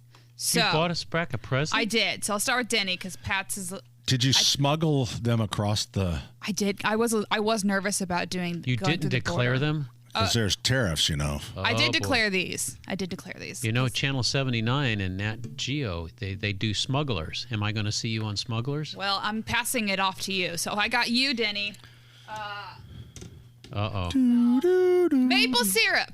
Oh, that's cool. Because I thought that was kind of like a joke, like, oh, maple leaf stuff, haha. Everywhere I went, there was maple leaves, maple syrup, maple everything. I gave Terry hers already. Shoot it. I saw her this week. Shoot it. And that's exactly what Terry did. No, I'll show it to you. I saw her earlier this week. I gave her maple syrup, and as we were talking, she just downed it. So I hope you enjoy it just as much as Terry did. Yeah. And then another thing Canada is known for that everyone says you have to get, and it just said Pat Sullivan, was. Wow. What from Canada would say Pat Sullivan? Ketchup chips. Oh, hell yes. Hey, yes. I remember those. Didn't you buy him a whole box once? I discovered them a couple years ago. It's Lay's. It is. It's the official ketchup. Because the one you got for Christmas one year was some off-brand. Yeah, it was some off-brand that I found on Amazon. But these are from the grocery store in Canada. The ketchup chips. That's obscene to do that way. I will say, they don't taste like what you would think. It's a little more zesty than I would think. Really good. But they're really sweet. Kind of, I would say it's a cross between like barbecue and maybe honey mustard. Kind of. They have their own, it's its own kick. It's definitely ketchup, though. But I definitely got you the family pack. So it's all for you. All right. Thank you very much. On the YouTube, I'm showing you what Pat's chips are. You can listen to them, but you can also see them. Pat, you're kind of loud. Yeah, it's kind of good though. I knew he needed a wake up call. So yeah, I had a really good trip. We did a lot. Thank you. Highly recommend the Comedy Museum, the Lucy Museum, obviously Niagara Falls. It's all great. I really like the chips. These are really good. I told you. Yeah. At first it sounds weird, but no, they're good. They know what they're doing over there. So I want to talk about golf clubs. Yeah. Did you remember why? Nope. Just checking in. It's on my list. Golf clubs. What is it? Is it a golf club, the club itself, or is it a place you go, like a golf club? Why did I write that down? Maybe a golf club soda? And you think, well, Pat, that was last week or last winter. No, that was this morning. Yep. I wrote that down. We saw him write it down. Yeah. Jeff joins us on the program. Hey, Jeff. Hey, good morning. Actually, good afternoon. Sorry, missed the time. Just a quick question. I'll hang up and let you guys chat on it. But cutting the grass, I cut my yard about 4 inches high on the tractor to keep everything weeds at bay. And I'm wondering what the timeline is for starting to lower that down, and how low should I go? I would wait till after the first frost. How low should I go? It depends on when the leaves build up and you want them to blow over to your neighbors. That's the Dick Crum way. That's the Dick Crum way. When the leaves start to come down, cut the grass short so they blow into your neighbor's yard. But I don't know that it makes a whole lot of difference then, as long as you get, before we get, severe weather, snow, and all that stuff. A good frost would be a good time to start cutting a little bit shorter. Yeah, yep. But you're going to notice your grass is going to go crazy now because the temperatures have moderated. They're in their 60s and 70s. We need water. I know we need water. Yeah. So please, please, please, especially if you have planted new nursery stock this season, continue to water those. Continue, because the roots, because as the air temperature gets cold, the soil temperature is still warm. And when the soil temperature is warm, the roots are developing of that new plant. And if you fail to do that because of the cold air temperature, it may not show any signs of distress, but goes through that winter, no moisture, goes through dry, and in the spring you start to see the damage. And a lot of times it'll just die. The plant will die. It's just too late at that point. So making sure that you continue to water until we break this drought cycle. And I would be watering every week all of my plants, especially boxwoods, especially hollies, and then certainly anything that's new. But everything, because unless you're in an area that has had some water, and I know we have some areas down south got a fair amount of water, but where I live, we haven't gotten anything. Nothing. I think Carmel's still using their sprinkler system attached to the dome roof. So, but please, please, please. And then when you still want to fertilize, you can fertilize your evergreens anytime. The trees you would fertilize after the leaves drop. So there's plenty to do still in your lawn. And if you want a great spring of 26, you need to do a little work now. All right. Hey, Pat, I want to talk about your memory just a little bit. Yeah. I did some research last week because you said you were... Are we still in the first segment? Yeah, we're in the second segment. No, we're not. In the first segment. When we come back, I'll share with you what I have. Okay. So you want to talk about my memory, right? Right. And you thought we were in the second segment. I rest my case. Well, I look at the clock. Send it to the jury. The clock says we should be in the second segment. 93 WIBC. Thanks a lot, Allison. Who is this, Allison? This is good. The Jonas Brothers. Oh, I had no idea. Hey, when I'm on the board, you get what you get. So Jonas Brothers. They weren't in this studio. They were down below in our studio. Now, did Taylor Swift steal a Jonas Brothers song? Did I hear that? Somebody is. Oh, she does have a song on her new album that sounds very much like. I don't think they're stealing, but it's probably just a coincidence. Misappropriated. It's I don't probably know. Coincidence, but they do sound similar. Do you think the Jonas Brothers will sue her? No. They're smarter than that. The people that sue for that kind of thing are people generally that have not really made it. Yeah. Or have made it just regionally, and they hear a song. And I think the trial that Ed Sheeran went through when he was accused of stealing someone's song and showing like how he can pretty much play anything with four chords. And that's exactly right. I think it kind of like brought home that it's like, hey, these things are going to happen. There's literally 12 notes. Yeah. There's only so much you can do and change. It's going to happen. 8 and 5. That's 13, 12. 30. Oh, that's 12 notes because the C and the C. Mm-hmm. I never knew how many notes there were. Well, Do you have your Ed Sheeran tickets, Denny? No, I do not. Allison? I don't yet. You're waiting. I'm waiting for the good stuff. Did you and your family get some tickets? Mm-hmm. When is he coming?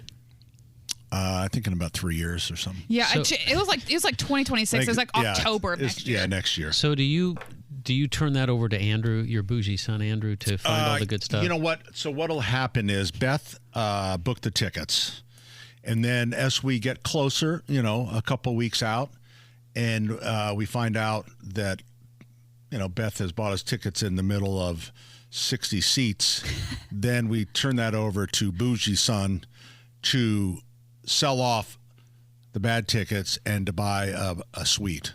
Oh, what a good system. Yeah. I really need to get in this family. I got to figure. Yeah, me too. I got to figure this all out. They have a system. And Who said the Irish don't have a mafia? Andrew is at, he really likes that venue, the White River Park. What's it called now? The amphitheater, Everwise. Mm-hmm. And so he had tickets, but he didn't like them. They were real bad. He was with some friends, and he saw, and he got on, and he was able to buy a little box. Oh, wow. 4 seats. Yeah. Nice. Some people just know how to do it. Honest to God, I don't know whose child he is. but he's very bougie. Every but family I'm telling you, has one and needs one. When he books your tickets for you, there's no worry about where you're staying. Oh, yeah. I bet. It's always very good. With that, we need to break, Pat, because you went long in the last segment. I know. I talked a lot about my vacation. I was excited about my presents for you guys. I want to tell you something, Allison, these are wonderful. About golf clubs. I wrote this down first on my list because it was really, really bothering me. Nothing. I can't remember. Did it have anything to do with mushrooms? Because Dick always said a good 5-iron on mushrooms. Golf clubs. I don't play golf. What would I be thinking? Okay, so let me tell you what I was going to tell you. Since your memory is so bad, there is new research out that says that cedar honey, S-E-D-E-R honey, which is only in some obscure place in the Himalayas. Yeah. And Bacopa monnieri can arrest your brain decline. I ordered some, and I'm going to try it for me and my mama. Bacopa. No. Bacopa. And it's for Alzheimer's, dementia, and just see if that sharpens anything at all for Mom and me. I was supposed to take something this morning. What the hell was that? See, that's what I'm telling you about. Denny gave me something. I gave you something? I don't remember what he said. Yeah. Okay. That's how it goes. I gave you a corticotropic hormone. Do you know what that's for? Yes, it is. I do. What is it? That is... it's what the female body puts out when she's babies. Pregnant. When she's pregnant. It is, right. Denny's trying to get me pregnant. Wow. 239-9393. With you guys. We're coming right back. 93 WIBC. No placebo there. Hi, everyone. What'd you say to me, Allison? This is the new Ed Sheeran. Oh. Since you're going to his concert. Yes, I got to learn his new stuff. Really like that one. Have you heard about this Bad Bunny character? Yeah. I don't know how I feel about that. I never heard his music. I know he's from Puerto Rico. Which makes him an American. An American, but I don't know anything about his music, but it sure sounds like it's pretty opinionated anti-American, and I've got to... How would you know? How would you know? He doesn't speak English. Well, I speak Spanish, too, so I mean, You do, I don't. But the point is why have they chosen this for the Super Bowl? He just sounds like a... I don't know. Sometimes you don't know, it's like, why do big companies... Sometimes I think companies reach too far. Like they want to do something fresh and different, but they just take it a little over the edge. It's kind of like the whole Bud Light thing. It's like they wanted to have something fresh, something new, and it's kind of like, forget their audience. Pull back from there. Allison, did you guys interview Jeanette Cruz about Bad Bunny guy? I was out, so I was not sure about what happened. But I know she really likes him. I know he's really, really popular right now. He was on SNL a couple times, and he was really funny, and I think that's how he kind of got more popular over here. But I do know he gets a lot of streams and from the younger people, so I don't know if they're trying to bring in more the younger people, younger crowd. But I think that's true. Like TikTok people, I guess. I don't know. So trying to strike the NFL, trying to strike a balance, and if you look at it this way, people my age, we're already fans. Right. So you're already watching. They're already watching. So is it possible that they're trying to really appeal to those younger people that maybe aren't those football fans yet? This is Kent Sterling's argument. Remember when Kent said we should always be focusing on a 40-year-old audience, a 40-year-old man and woman, because everybody else is going to stick with us. We need to bring in new listeners. He was the assistant program director, and he made a good argument for it. The problem is you don't want to alienate the rest of the people as you're bringing on new ones. So, and you're right. Bud Light screwed that up bad. Yeah. I remember Tom Severino talking. It's like, I think he was using if you had a jeans store and it's like you're targeting young people. But if an old guy comes in, you're still going to sell him jeans. Yeah. So he wears it's like, jeans too. and we welcome that person in, but our target is this. So yeah. And I learned a lot from those old guys. Kent Sterling's not an old guy, but he sure taught me a lot. He is now. He is an old guy now? No. He's a great IU guy. So, anyways, golf clubs. What did you remember? No. Come on, Pat. I don't remember. I'm going to get you some of the Seder a lot of honey people were asking me about Bacopa Maniere for our social media this week with the furniture tent. We and a lot of people thought that was a setup thing, where it's we had a furniture tent out front. Yes. And hey, John, JMV joins us on the program. He's listening. Hi, John.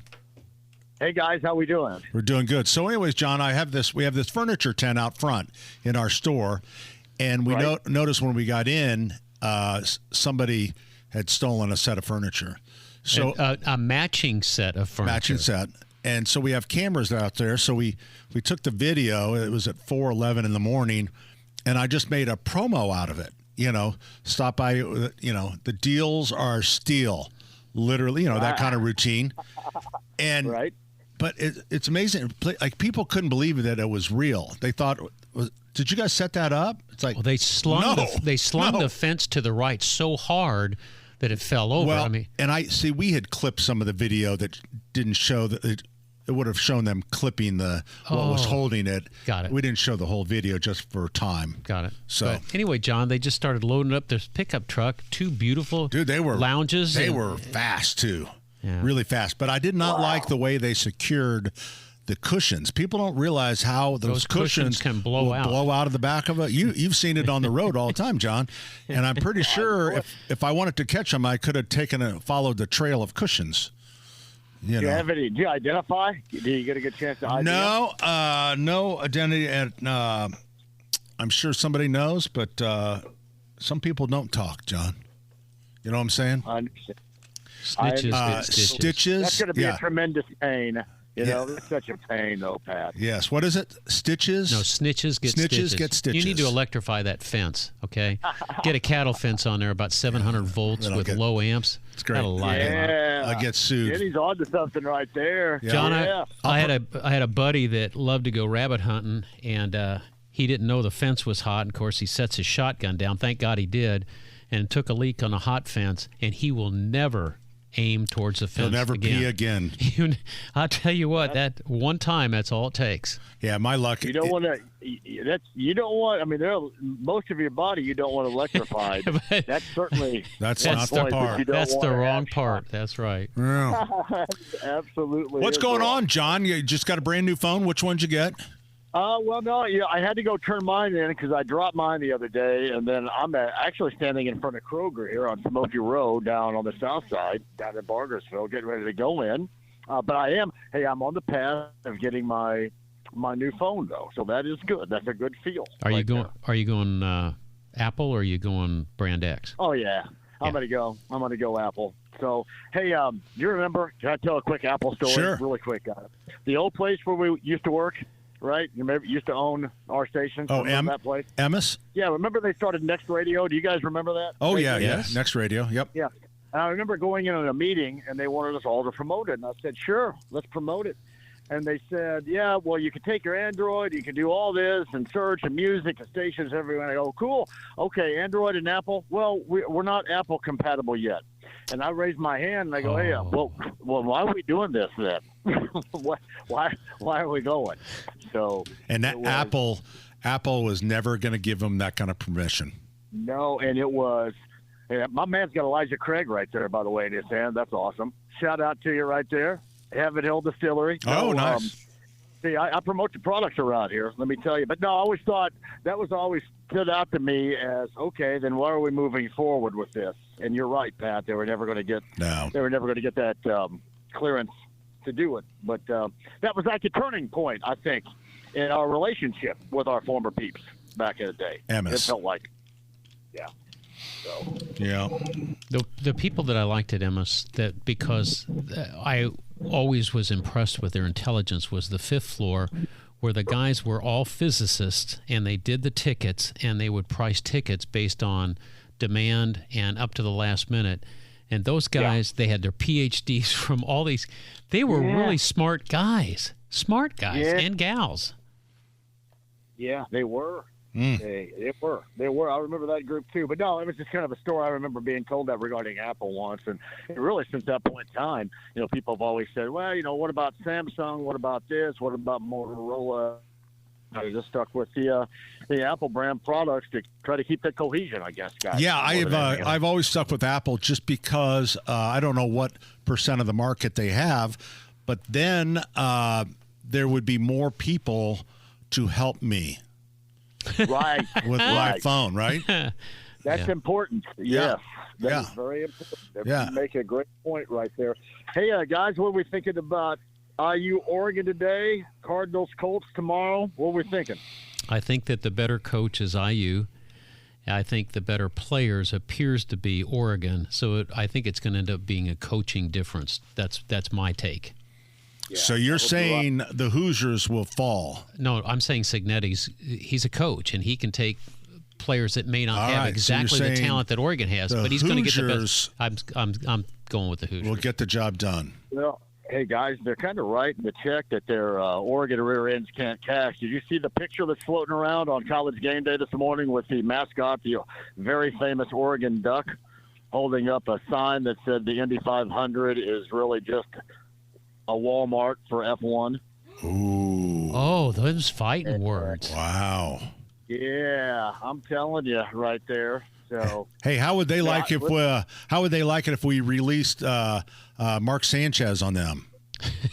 No, exactly. We'll keep jumping back into that. Turn him loose. Yeah, we'll turn him loose on you. We'll put him right in the stands. Did you guys know? Booze him up. Get him out there. Speaking of Eugene, Oregon, did you know that that's where they filmed the 1978 classic Animal House in Eugene, way. Oregon? It's the most beautiful place in the world, John. Green. My mom still wants to go back there. But it was Animal House. Not Animal House. What's the thing? If I say Oregon to you right now, what's the first thing you think of? Green. Pot. No. Green pot? I think of the Goonies. Oh yeah, that was a great movie. Hey, listen, we are in a desperate situation, and gotcha. Allison is starting to cry. So I love Allison. I'm going to let you guys go. Have a great week. Tomorrow everybody. morning. It is always great to talk with you guys. All right, tonight, the JMV takeover, correct? Yep. You got it. B105.7. Yep. There you go. We're coming right back, 93 WIBC.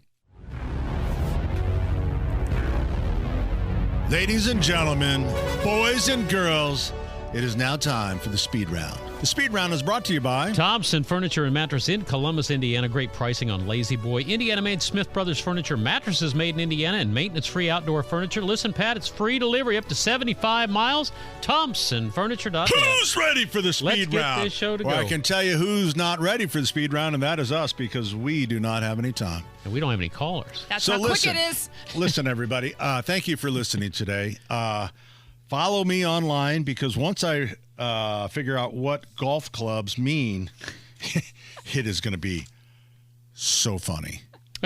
I mean, it's the top of my list. So when it's on the top of the list, it's really funny. Don't forget our buddy at Santa's Pit Stop in Speedway on Main Street. Right there, golf clubs. What does that mean? The world may never know. All right. Abdul's coming up next, maybe. 93 WIBC.